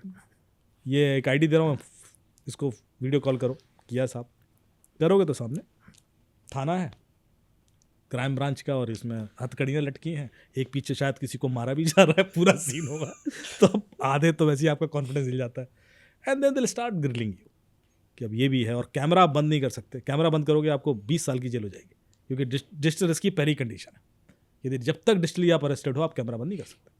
भैया कैमरा ऑन है, आप वॉशरूम भी जा रहे हो तो रिक्वेस्ट लेके जा रहे हो, परमिशन दे दो बाप मालिक। और लोग 6-6 दिन तक डिजिटली अरेस्टेड हैं, बिल्कुल। और वो उनसे ये भी बोल दिया कि आप किसी को बताओगे नहीं, तो किसी को बता भी नहीं, पेरेंट्स को नहीं बता रहे, अपने वाइफ को नहीं बता रहे, अपने हस्बैंड को नहीं बता रहे, मतलब कोई किसी को बताने को राजी नहीं है। ऑफिस भी जा रहे हैं तो भी कैमरा ऑन करके जा रहे हैं, मतलब ऐसा भी हुआ है। और वापस बैंक में जाके RTGS करके आए लोग। मैंने जब बात किया कि ये ऑनलाइन पेमेंट किया था, बोले नहीं। फिर वो क्या करते हैं कि आपके अकाउंट में कितना पैसा डिटेल बताइए, बता दिया आपने, अब ये सारा पैसा इस अकाउंट में ट्रांसफर कर दीजिए, क्योंकि जब तक ये केस इन्वेस्टिगेशन में रहेगा तब तक आपका पैसा हम रिजर्व कर लेंगे, और जब खत्म हो जाएगा तो वापस कर देंगे। तो आप खुद ही पूरा पैसा, चाहे वो 6 करोड़ 7 करोड़ 2 करोड़ जो भी है। अब इस पूरे प्रोसेस में आप देखिए कि यदि किसी को नहीं पता कि डिजिटल अरेस्ट नाम की कोई चीज़ होती ही नहीं है तो फंसी जाएगा। बिल्कुल। और यही हो रहा है, और बड़ा दुख है मुझे, क्योंकि हम कितना अवेयरनेस कर लें। मैंने DD पर शो, पहला जो एपिसोड था, 4-6 महीने से शो आ रहा है मेरा, हर दिन आता है अब तो 11 बजे सुबह DD नेशनल पर, साइबर क्राइम की दुनिया बच के रहना। संडे को नया एपिसोड आता है। पहला एपिसोड डिजिटल अरेस्ट का था, जिसमें पूरी मोडस ऑपरेंडी वगैरह सब हमने ड्रामेटाइज, बड़ा इंटरेस्टिंग तरीके से बताया। 1.5 साल पहले रेडियो पे मैंने कहानी सुनाई थी डिजिटल अरेस्ट की, जो मैंने इन्वेस्टिगेट की। 2 बार हम डिस्कस कर चुके हैं, शायद तीसरा डिस्कशन ये तो तीसरा, प्लस हमने एक डिस्कस किया था सर 1 साल पहले, जब हमने एक शो में जी में हमने न्यूज़ पे भी किया हमने। लेकिन अभी भी आप देख रहे हो कि इतनी आसानी से लोग ट्रैप हो जाते हैं और बेवकूफ़ बच जाते हैं, तो बड़ा दुख होता है। मेरे ख्याल से बहुत ज़्यादा प्रयास की ज़रूरत है। सर जैसे आप कहते हैं ना कि वो जो क्रिमिनल होता है वो इनोवेटर होता है, बड़ी इनोवेटिव टेक्निक इन्होंने खोज के निकाल ली है। पता नहीं इन्होंने कितना चीज़ सोचिए, किसने सोचा होगा, किसका दिमाग की उपज होगी डिजिटल अरेस्ट, और कल के दिन कुछ और निकालने की, डिजिटल टैक्सेशन करके कुछ निकाल लें, कुछ भी कर लें, या डिजिटल मतलब कुछ भी दूसरा जो गवर्नमेंट की पॉलिसीज़ हैं, सब्सिडी, डिजिटल सब्सिडी कुछ करके निकाल दिया तो लोग तो मान ही लेंगे होगा ही, क्योंकि आजकल तो सब कुछ डिजिटल हो रहा है। तो ये है बड़ा खतरनाक मामला है। फाइन सर, एक चीज़ इसमें बताएं कि जैसे कि ये 60 लाख अभी एक एक लेडी के गए और आप बता रहे काफ़ी, तो क्या ये जो इतना बड़ा अमाउंट होता है, क्या ये वापस आ सकता है इन लोगों का? क्या मिल जाता है इसका कुछ चंग? जैसे हमने डिस्कस किया था कि आरबीआई दे देता है, लेकिन इसमें क्या कॉम्प्लिकेशन होते हैं इतने बड़े अमाउंट में? देखिए दी, जितनी जल्दी आप एक्शन लेंगे तो वापस आ जाएगा, जितना डिले करेंगे तो पैसा निकल जाएगा। अभी यदि 60 लाख का अमाउंट है या 7 करोड़ का भी अमाउंट होता है लोगों का, वो पैसा निकलने में टाइम तो लगेगा, क्योंकि किसी भी अकाउंट को ऐड करेगा, फिर ट्रांसफ़र करेगा, एक लिमिट भी होती है अकाउंट की, करेंट अकाउंट्स भी होंगे तो भी उसमें अप्रूवल प्रोसेसेस हैं। तो यदि आप बड़ी जल्दी ब्लॉक करवा देते हैं, जो कि हमने बोला भी था कि 1930 पे कॉल करके ब्लॉक कर देंगे, लोगों की कमेंट्स भी आगे साहब 1930 नहीं उठता है, तो मैं 1930 वालों को रिक्वेस्ट कर रहा हूँ यहाँ से कि भैया उठा लो फोन। Exactly. हम आपका नंबर स्प्रेड कर रहे हैं हर जगह, तो कम से कम उसकी कैपेसिटी बढ़ाइए। हो सकता है उनकी कैपेसिटी लिमिटेड हो, लेकिन वही एक तरीका है अभी हमारे पास। और यदि आप नहीं कर पा रहे, 1930 नहीं वर्कआउट कर रहा, तो आप किसी भी नियरेस्ट साइबर सेल चले जाइए, और दिल्ली में तो इफ्सो में भी जा सकते हैं आप, नहीं तो आप किसी भी साइबर सेल में जाके सिर्फ उनसे ये कर दीजिए कि साहब इस अकाउंट में पैसा गया है, इसको ब्लॉक करा दो। तो वहाँ से भी एक मेल नोडल को लिखकर वो अकाउंट ब्लॉक हो सकता है। हर एक साइबर सेल को ये पावर है, हर एक साइबर सेल को, कि वो किसी भी बैंक के नोडल ऑफिसर को लिखकर किसी अकाउंट पर लैंड मार्किंग करा सकता है। लैंड मार्किंग का मतलब होता है कि अब उस अकाउंट से पैसा बिना वेरिफिकेशन के नहीं निकलेगा, लॉक कर दिया। वो हो गया तो आपका 99% काम हो गया, वो तुरंत करा लेना। तो 1930 पे कॉल कर लें या लोकल साइबर सेल में जाके कर लें। फिर वो कहेंगे कि आप एक cybercrime.gov.in पर भी कर दें कंप्लेन, पर cybercrime.gov.in का क्या है कि उसमें 20,000 25,000 कंप्लेन एवरीडे आ रही है, तो आपकी कंप्लेन पर एक्शन होते होते 2-3 दिन लग जाता है। जब तक आपको आईओ असाइन होगा, जब तक वो होगा, एसएमएस आएगा उसमें भी आपको कि आईओ असाइन है आपके नियरेस्ट थाने का, लेकिन 3 दिन चला गया तब तक तो पैसा निकल गया ना। बिल्कुल। तो कुछ चीज़ें आपको तुरंत करनी। तीसरा जो एक और बड़ी इंपॉर्टेंट चीज़ मैंने पहले ही बताई थी, अपने बैंक को पुश करो, क्योंकि धीरे धीरे हम इसकी अकाउंटेबिलिटी बैंक को डाल रहे हैं। Banks can definitely exactly sir, उनके पास तो सब चीज़ होता है। किसी भी ट्रांजेक्शन पे बैंक डिस्प्यूट रेज कर सकता है। मैं इस बैंक से उस बैंक में पैसा डाल रहा हूँ, तो बैंक से बैंक ही तो गया है। बिल्कुल। ये बैंक ऑफिसर यदि एक मेल डाल देगा डिस्प्यूट रेज करके कि इस पर मतलब आगे मत भेजें, बिल्कुल एग्जैक्टली आगे, तो कम से कम आपका पैसा वापस आ जाएगा, क्योंकि वो क्रिमिनल कभी उस डिस्प्यूट को काउंटर करने नहीं जाएगा। बिल्कुल। यदि उसको बुला लिया कि आओ जरा बताओ पैसा कहाँ से आया, वो आएगा नहीं, भागता रहेगा वो। इवेंचुअली वो शायद एक लिमिट है 21 दिन की, उसके बाद वो पैसा अपने आप वापस आ जाता है। यदि उस अकाउंट पे कई लोगों ने डिस्प्यूट रेस कर रखा है, तो फिर वो कोर्ट ऑर्डर से आता है पैसा वापस कि भाई देख लें कि किसका क्या अमाउंट है, उस हिसाब से चुका दिया जाए। बट यदि आपने रुकवा दिया पैसा तो आपका आ जाए। सवाल सिर्फ इतना है। ओके, मतलब अपना एक्शन लेना जितनी जल्दी से जल्दी हो सके। सर ये वैसे पैसा जो है ये जाता कहाँ है, मतलब ये पूरा, और किस तरीके से एनोनिमस होके पैसे निकालते हैं फिर? देखिए, पैसा घुमाने की इतनी अच्छी टेक्निक है। जब मैं कहता हूँ कोई भी साइबर क्राइम में 6-7 तरह के लोग इन्वॉल्व होते हैं। एक जो इनको इंफ्रास्ट्रक्चर प्रोवाइड करता है, SIM card, mobile number, bank account, package दिया जाता है कि साहब ये बैंक अकाउंट है, ये उससे लिंक मोबाइल नंबर है, एनोनिमस है, आप यूज़ करो, और इसको 2 हफ्ते 3 हफ्ते बाद बंद कर देना, फिर हम दूसरा पैकेज दे देंगे आपको। दूसरे लोग होते हैं जो पैसा अकाउंट में आता है उसको मूव कैसे करना है, उसके लिए एक्सपर्ट होते हैं। तो वो सेकंड लेयर अकाउंट एक्टिव करके रखते हैं कि इस अकाउंट में ऐसे पैसा आएगा तो यहाँ से 10 अकाउंट में जाएगा। फिर उन 10 अकाउंट पे ऑलरेडी कुछ चीज़ें अप्रूव्ड होती हैं, जैसे कि क्रिप्टो करेंसी खरीदनी, या फिर अमेजॉन गिफ्ट कार्ड खरीदने हैं, या गेमिंग करेंसी खरीदनी है, वो खरीद लेंगे। यदि आपने इनमें से कुछ भी खरीद लिया, एप्पल कार्ड खरीद लिया, गिफ्ट कार्ड खरीद लिया, तो पैसा एनोनिमस हो गया। बिल्कुल। अब वो गिफ्ट कार्ड आप कहीं भी बेच दो, नाइजीरिया में बेच दो, बिल्कुल, स्विट्जरलैंड में बेच दो, वहाँ यूज़ हो जाएगा। गेमिंग करेंसी भी इनकैश हो जाती है, जैसे रोबक्स करेंसी है, फास्टेस्ट मूविंग करेंसी है। आप यहाँ रोबक्स पॉइंट खरीदिए, यूके में इनकैश करा लो, इमीडिएट इनकैश होता है, फास्टर देन बिटकॉइन। तो ये तरीके जो बिकॉज ऑफ पैरेलल करेंसी आ गए, पैसा बड़ी जल्दी निकल जाता और लाखों करोड़ों रुपए निकल जाता। कैश विड्रॉल भी होता है कुछ अकाउंट से, लेकिन कैश विड्रॉल की तो लिमिट होती है ना, तो इतनी तेजी से नहीं हो सकता। लेकिन बाकी जो तरीके हैं उसमें मेजरली हैवी पैसा निकलता है, और वो अकाउंट हमेशा रिमोटली ही ऑपरेट होगा। एग्जैक्टली सर, क्योंकि फिजिकली वो कर नहीं नहीं सकता बंदा। वो अकाउंट जिसके नाम पर होगा उसको पता ही नहीं होगा कि उसके नाम पे अकाउंट चल रहा है। तो जब हम मोस्टली पकड़े वही लोग जाते हैं। अभी दूसरे तरीके उन्होंने निकाल लिए कि कोई भी गरीब आदमी उसको बोलते हैं कि भाई टैक्स बचाने के लिए तेरे अकाउंट में 5 लाख रुपए डलवा देंगे, 5% तू रख लेना, बाकी हम कैश निकाल के दे देना। ठीक है साहब, कर देंगे। अब वो बेचारा यहाँ रेडी लगाता है, उसका अकाउंट फ्रीज हो गया। अब वो रो रहा है, कह रहा मेरे अकाउंट में जो पैसे थे वो भी निकाल पा रहा मैं। आए मेरे पास केसेस, क्योंकि वो लालच के चक्कर में उसने अपना अकाउंट क्रिमिनल, वो सब ऑनलाइन, कोई इन पर्सन मिला ही नहीं उससे, फ़ोन करके उसको ट्रैप करता। तो वो ये अलग लेवल के लोग हैं जो उनको इस तरह की चीज़ें प्रोवाइड करते हैं। सो कई तरह की एक्सपर्टीज़ में इन्वॉल्व होती हैं। फिर कॉल सेंटर्स, कुछ लोग सिर्फ कॉल सेंटर, क्योंकि ये जो IVR कॉल आ रही है और जो भी नंबर आप कनेक्ट कर रहे हो, this is a proper call centre. अब ये कॉल सेंटर इंडिया में भी हो सकता है, ये कॉल सेंटर लाओस में भी हो सकता है, थाईलैंड में भी हो सकता है, वियतनाम में भी हो सकता है, हर जगह हमने आइडेंटिफाई किया। लेकिन full flash professional call centres हैं, they are well trained people, जो उनकी बातचीत या उनसे, जैसे मुझे भी कॉल आए तो जैसे मुझे कॉल आई, सर आपका कुरियर, मैंने तुरंत अपना दूसरा फ़ोन लिया, कैमरा ऑन किया, मैंने कहा हाँ यार भेजा तो था, उसमें तो कुछ ड्रग भी थी 2 मिनट रुक जा भाई, क्या क्या लौटा है क्या जब तक मैं अपना वीडियो रिकॉर्ड ऑन करूं तब तक वो हंस के उसने काट दिया। एग्जैक्टली, उसे समझ आ गया। तो दे आर एक्सपर्ट, उनको पता है कि यार ये मजे ले रहा मैं। अभी मेरे पास भी कॉल आया था, मानिए 1.5 महीना हो गया, तो वही कोरियर वाला, फिडेक्स वाला, 9 नंबर दबाओ, मैं दबा दिया कि चलो थोड़ी देर फ्री बैठा हुआ था, मैंने कहा चलो थोड़ा मजे लेते हैं।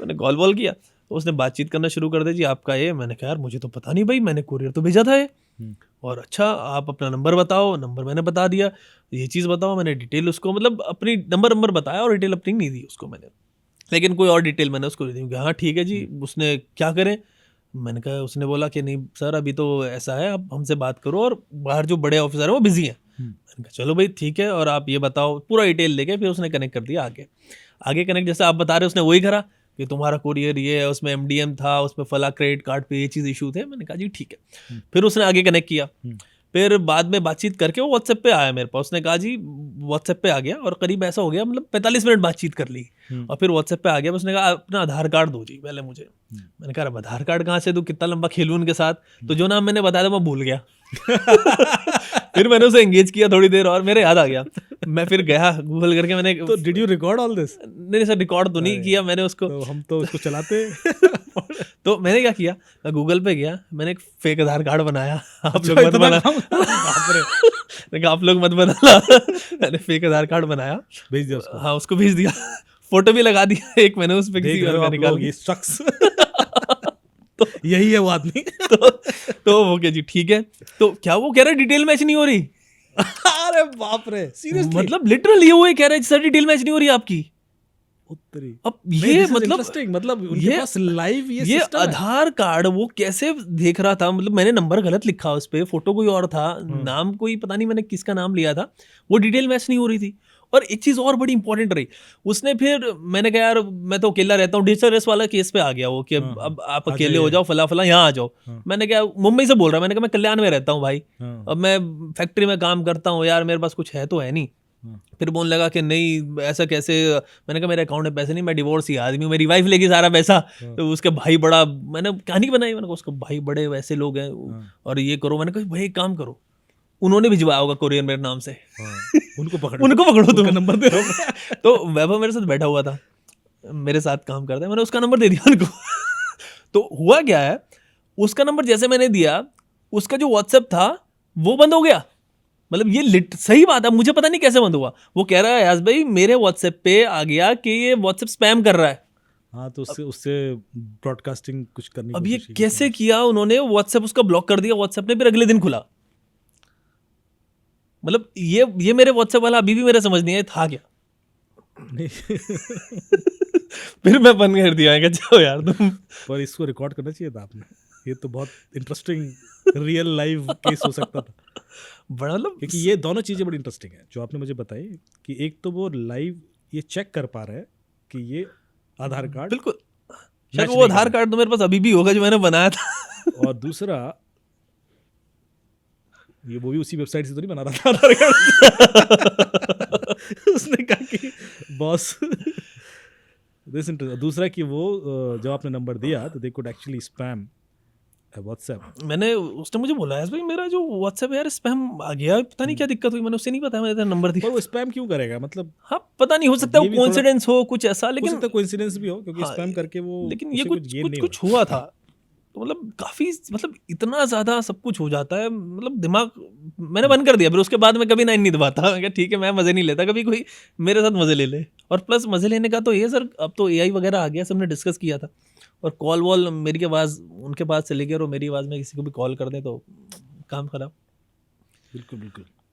तो सर एआई पे थोड़ा सा इस पे अगर बात करें तो एआई की वजह से जैसे कि वॉइस क्लोनिंग हो गई, वीडियो क्लोनिंग, इसकी वजह से और कितना दिक्कतें लोगों को आगे आने वाली हैं, क्योंकि ये तो अभी के केसेस हैं। अगर आज 5 साल बाद साइबर क्राइम के केसेस आएंगे तो वो किस तरीके के आते होंगे? देखिए, सबसे पहले तो ये है कि एआई बना कैसे, हमारे डेटा से बना। बिल्कुल। आज हम सबसे ज़्यादा यूज़र भी एआई के इंडिया में ही हैं, और हर तरह की एप्लीकेशन आ गई है एआई की। ओवर यूज़ ऑफ एआई पे चल पड़े हम लोग। मतलब कोई ऐसी चीज़ होती है ना कि बार जो जहाँ सुई से काम चल सकता है वहाँ हम तलवार भांजने की कोशिश कर रहे हैं। तो जब मैं इंडस्ट्री से बात करता हूँ तो हर आदमी कह रहा है कि साहब ने ये भी एआई लगा दिया, यहाँ भी एआई लगा दिया, अब तो ये भी। तो मुझे कई बार लगता है कि this is little too much, because हमें अभी ये नहीं पता कि इसका इम्प्लीकेशन क्या होने वाला है।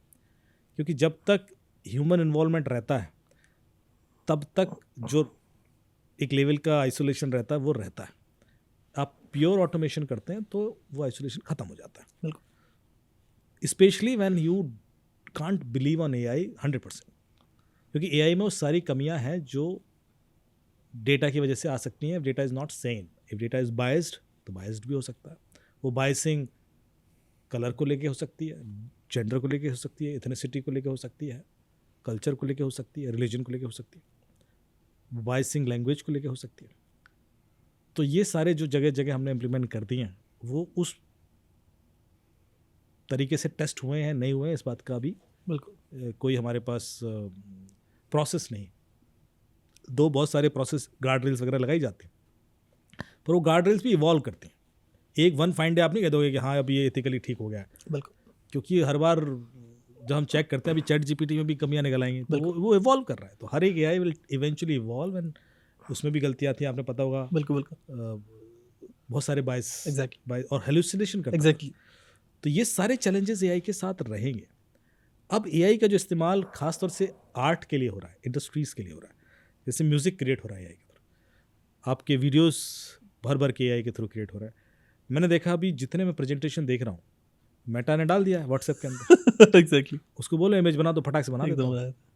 तो जितने में, और वो एक खास तरीके से बनाता है वो एक्चुअली, तो आपको दिख के समझ में आता है कि एआई जनरेटेड है। तो अभी लेटली जितने मैं कॉन्फ्रेंस वगैरह अटेंड कर रहा था, मैं देख रहा था कि लोग प्रेजेंटेशन दिखा रहे हैं, उसमें सारी AI images. I can see that. तो लोग इतना ज़्यादा उसके ऊपर ट्रस्ट करने लगे हैं, डिपेंडेंट हो गए हैं। And I have notice sometimes कि उसमें कुछ गलतियां भी होती हैं, लेकिन वो ईजी है ना। बिल्कुल। कि आपने बोला और उससे बना दिया, जैसा आप चाह रहे हो वैसा ही कि इमेज बना देता हूँ। तो एक तो ये मेरे ख्याल से रिस्क है। दूसरा, आप एआई को बहुत कुछ बता रहे हो अपने बारे में, जिसकी वजह से वो आपको पर्सनलाइज्ड सर्विस देने लगता है। यदि आज की डेट में मैं चैट जीपीटी को सिर्फ इस चीज़ के लिए यूज़ करता हूँ कि ये मेरा टेक्स्ट है, इसको रिफ्रेश कर दो, मेरा लैंग्वेज इंप्रूव कर दो, तो एक बार कर दिया उसने, फिर मैं दूसरी बार दिया। या ये मेरे लेटर हैं, इनका जवाब तैयार कर दो, मैंने लेटर दिया, ईमेल्स दिया, उसने जवाब दे दिया। तो इवेंचुअली क्या होगा कि कुछ दिनों बाद वो समझ जाएगा कि मैं एक्चुअली कैसे लिखता हूँ। एग्जैक्टली। बिल्कुल समझ में आ गया। और मैं किस तरह की चीज़ें लाइफ में करता हूँ, जो हमेशा हम कहते रहे कि जो हमने पूरी कहानी सुनी, डेटा जो एग्जैक्टली। अब ये बहुत पर्सनलाइज चीज़ है। वो मेरी तरीके से लेटर भी लिख सकता है, वो मेरा क्लोन बन गया है धीरे धीरे, बन सकता है, यदि उसमें उस तरह के प्रोविजन नहीं है प्रोटेक्ट करने के, क्योंकि डेटा तो जा ही रहा है। बिल्कुल। फिर कॉन्टेक्चुअली कई बार ऐसी कुछ सेंसिटिव चीज़ें हैं जहाँ पर हमने एआई के थ्रू हेल्प ले ली, ढूंढ लिया इन्फॉर्मेशन, तो उसको वो कॉन्टेक्चुअली आपका दिमाग पता पड़ जाता है कि आप कैसे सोचते हैं। जैसे कि मैं आपको एग्जांपल दूं कि मैं आपसे कहूं कि एक पोएम लिखवाई है एआई से, और वही काम आप मुझे दे दो। एक टेस्ट लेते हैं, बिल्कुल, और एक कभी करेंगे, 5-6 लोग उठाएंगे, सब कुछ चैट जीपीटी देंगे, कहेंगे एक ऐसी पोएम लिखिए जिसमें ये चीज़ें हो। आपने नहीं लिखनी, आपने एआई से लिखवानी है। सारे अलग अलग प्रॉम्प्ट करेंगे और हमारे पास 6 पोएम आ जाएंगे। अब हम वो एक पोएम पढ़ेंगे, आपको पता उन पोएम से क्या समझ में आएगा कि वो बंदा ने एक ही हमने प्रॉब्लम दी थी, उसने प्रॉम्प्ट लोगों ने अलग अलग कैसे दे दिया। ठीक है, बिल्कुल, एग्जैक्टली। वो सोचता कैसे है, exactly, that is also important ना। उसी वजह से एआई वैसा रिएक्ट करेगा। तो वो इन्फॉर्मेशन जो सोचने वाली है वो किसी को चली जाए तो बड़ा खतरनाक है। कल के दिन आप बिना सोचे भी चीजें आपके संग ऐसी हो सकती हैं जो शायद आपने सोची, पर AI could respond to that. I'm just going बिल्कुल। little beyond the contemporary things, but it is possible. It can happen. अभी कुछ ऐसे टूल्स आ रहे हैं. मैं आपको बोलूँ कि मेरा एक यूएस का दोस्त है, मुझे बोला कि अब ऐसी कई सारी एप्लीकेशन है यूएस में जहाँ पर आप AI लड़की से बात कर सकते हैं, और वो बिल्कुल रियलिस्टिक नॉर्मल लड़की लगती है. तो लोगों को एक कल्चर बन गया है कि वो लोग AI वाली लड़की से ज़्यादा बात करते हैं, अपनी वाइफ से कम करते हैं. तो मैंने क्यों बोलो, इसलिए क्योंकि वो एक तो बहुत इंटेलेक्चुअल होती है. ओके। मतलब उसको हर टॉपिक पे आप डिस्कशन कर सकते हो. जॉवियल होती है, फन लविंग होती है, जोक क्रैक करती है, तारीफ भी करेगी आपको. And she is so live all the time कि आपको अच्छा लगता है. एंड इंटेलेक्ट तो इंटेलेक्ट को ही पसंद करता है ना. हमारी एक कमजोरी है कि हमें इंटेलेक्ट को हमेशा अट्रैक्ट करेगा. मैं आपने एक पेंटिंग बनाई बहुत अच्छी, और फिर आप किसी ऐसे व्यक्ति को लाओ जो शायद उस डोमेन का नहीं है, उतना इंटेलेक्ट नहीं है, एक बेचारा मजदूर है, उससे कहो कि, और वो आके तारीफ कर जाए, तो शायद आपको इतनी खुशी ना हो. बिल्कुल। पर एक बंदा उस डोमेन का है, जो आप मानते हो कि भाई इस डोमेन का, वो इस डोमेन में एक्सपर्ट है, वो आके तारीफ करेगा तो आप पूछ रहे हैं. बिल्कुल। So this is a problem. उस वजह से AI में वो इंटेलेक्ट आसानी से बिल्ड हो जाता है, and we can create an AI जो आपके दोस्त बन जाएंगे. तो अब मैं प्लांट करता हूँ, मुझे पता है कि आपको किस तरह के इंटेलेक्ट के संग मर्ज हो जाएगा, because of your profession, because of your बिल्कुल history data which is available.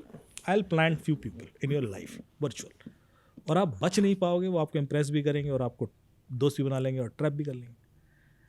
क्योंकि आज आप गूगल पे जाइए, प्ले स्टोर पर ढूंढिए फेसबुक, कितने डाउनलोड हैं फेसबुक के, तो आप देखेंगे तो 10 बिलियन यूजर्स हैं फेसबुक के. 10 बिलियन. दुनिया में लोग कितने हैं? 7.5 बिलियन. तो 10 बिलियन फेसबुक यूजर कैसे हो सकते हैं? हाँ बिल्कुल. बच्चे भी और अगर सबके पास, बच्चों के पास तो वैसे भी नहीं है. नहीं सर, अगर बच्चे भी मिला ले तो भी 7.5 तो भी है. और दूसरा, सबके पास इंटरनेट नहीं है. बिल्कुल. हार्डली 4.5-5 बिलियन लोगों के पास इंटरनेट होगा. इंडिया में 40-50 करोड़ तो फीचर फोन यूज कर रहे हैं. एग्जैक्टली. तो 10.5 बिलियन कैसे फेसबुक यूजर हो सकते हैं? इसका मतलब है कि आधे से ज्यादा फेक है. Exactly fake. ये आप चेक करना, 10 बिलियन निकलेंगे. तो 5 बिलियन फेसबुक.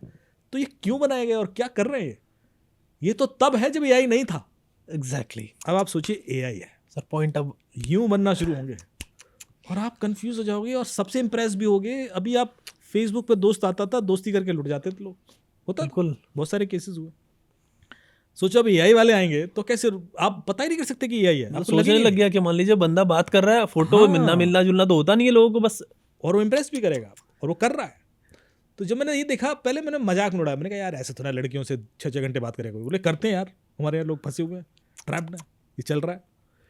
तो फिर मैंने खुद सोचा, देन आई सर्च, थोड़ा सा मैंने निकाली वो सारे एप्लीकेशन. I was amazed. मैंने कहा यार वाकई हम कैसे ट्रैप होते चले जा रहे हैं. बिल्कुल.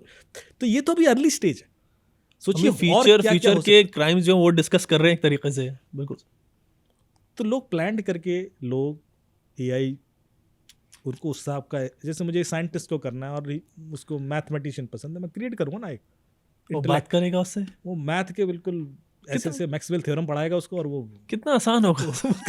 मतलब बड़ा आइडेंटिफाई कैसे करोगे भाई फिजिकली? कोई मिल, अब कम हो गया इतना मिलना के 5 साल में कौन कितना मिलेगा सर अपना सब कुछ डिजिटल. वैसे ही इन पर्सन मीटिंग्स कम हो गई, तो वो होगा. और धीरे धीरे उसके बाद आएगा मेटावर्स, जो कि मार्क जुकरबर्ग लगे पड़े हैं.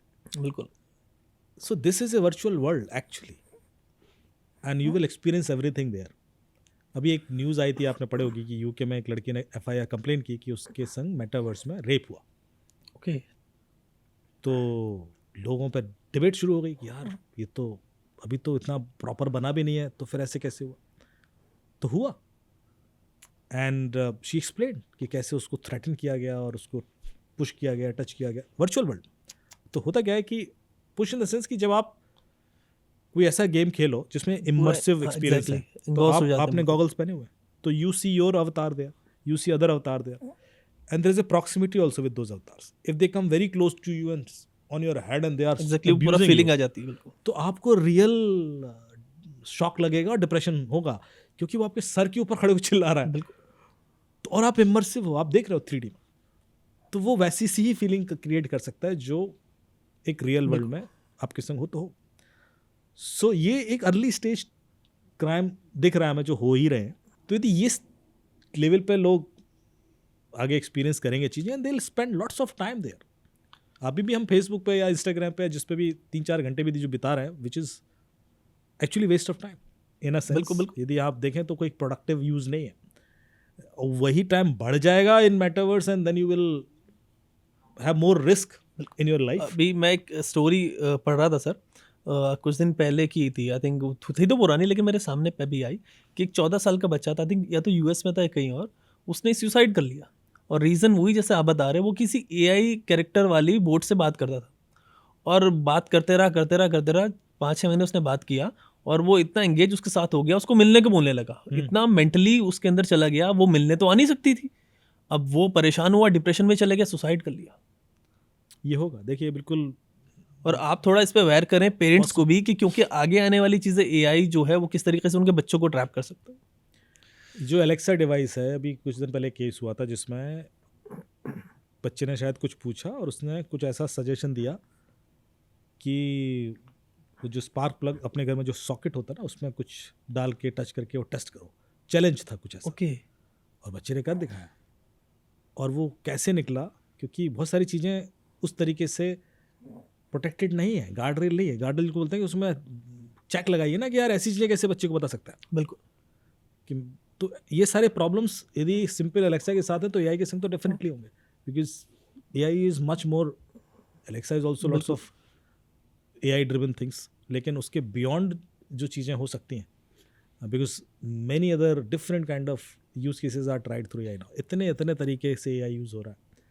तो एक तो मैंने पहले बताया था कि जो आर्ट इंडस्ट्री है, फिर इंडस्ट्रियल एआई अलग है, फिर प्रोफेशनल एआई अलग है जो आपके डे टू डे यूजेस में काम करेगा, फिर घर के अंदर एआई जहाँ जहाँ जा सकता है वहाँ एआई जा रहा है. सो रिसर्च में एआई आ रहा है. अभी रिसर्च एआई के थ्रू होती है. आप एआई से पूछिए कि इस चीज़ों के बारे में पॉसिबिलिटीज़ क्या हैं, तो वो बताना शुरू कर देता है. क्योंकि ह्यूमन भी वैसी रिसर्च करता है. यदि आप एक पीएचडी स्कॉलर को देखेंगे तो वो पढ़ता है चीज़ें, और पढ़ के फिर सोचता है, फिर देखता है कि यार ये पॉसिबिलिटीज़ ट्राई कर लेते हैं, फिर उनके लिए प्रोग्राम लिखता है या जो भी एक्सपेरिमेंट करता है, एंड देन कुछ फाइंडिंग्स होती हैं. वो सब चीज़ें एआई से हो सकती हैं. ओके सर, आज इतना ही रखते हैं. थोड़ा सा आई थिंक आपका भी टाइम रहेगा, लेकिन इसको फिर आगे हम कंटिन्यू करेंगे. एंड व्यूअर्स से हम यही कहेंगे कि हम लोग आपकी अवेयरनेस के लिए सब चीज़, मतलब पूरी सीरीज़ हम लेके आ रहे हैं, अब कंटिन्यू करेंगे आगे भी. एंड आप जो है मतलब जितनी भी अमित सर बता रहे हैं चीज़ें, तो उसको प्लीज़ सही से समझें एंड आगे तक पहुँचाएँ, ताकि मतलब आप बच सकें ऐसी चीज़ों से जो आपको पता नहीं, आपके खतरे आपके घर में आ जाएंगे, कॉल वॉल करके लोग आ जाते हैं. नहीं बिल्कुल, देखिए, और वही रिक्वेस्ट मैं दोबारा करूँगा कि जब तक ये चीज़ सबको नहीं पता है, हम भी उतने असुरक्षित. बिल्कुल. क्योंकि साइबर सिक्योरिटी म्यूचुअल रिस्पॉन्सिबिलिटी है. मेरे पेरेंट्स, मेरी वाइफ, मेरे बच्चे, किसी से भी गलती होगी ना तो भुगतना तो मुझे पड़ेगा. बिल्कुल.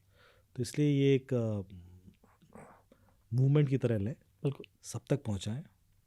अभी भी हम यही बात को लेकर आश्चर्य कर रहे थे कि डिजिटल अरेस्ट जैसी बात हम नहीं पहुँचा पाए सब तक. तो हम इसमें कमी हमारी है, हमारे एफर्ट शायद कम है. तो जो भी हम बता रहे हैं ये इसलिए है ताकि हम फ्यूचरिस्टिक चीज़ों को लेके भी थोड़ा सा जागरूक हो जाएं, समझ पाएँ, और उसके प्रति कॉन्शियसनेस बिल्ड कर लेंगे तो बचे रहेंगे. क्योंकि हर चीज़ अभी से प्रिडिक्ट नहीं की जा सकती कि आगे क्या होगा. बिल्कुल. लेकिन हाँ, एक कॉन्शियसनेस बिल्ड की जा सकती है जिससे हम बच सकते हैं, जिससे कि मैं बचा हुआ हूँ, जिससे कि लोग जो बच रहे हैं, कि हमें एक थोड़ा सा तो आभास हो ही जाता है. तो उतनी जानकारी ज़रूर लोगों तक पहुँचाए, मेरे ख्याल से तब हमारा Exactly, प्रयास सफल रहेगा. और thank you for watching us, supporting us. Thank you so much. Thanks, Amit sir.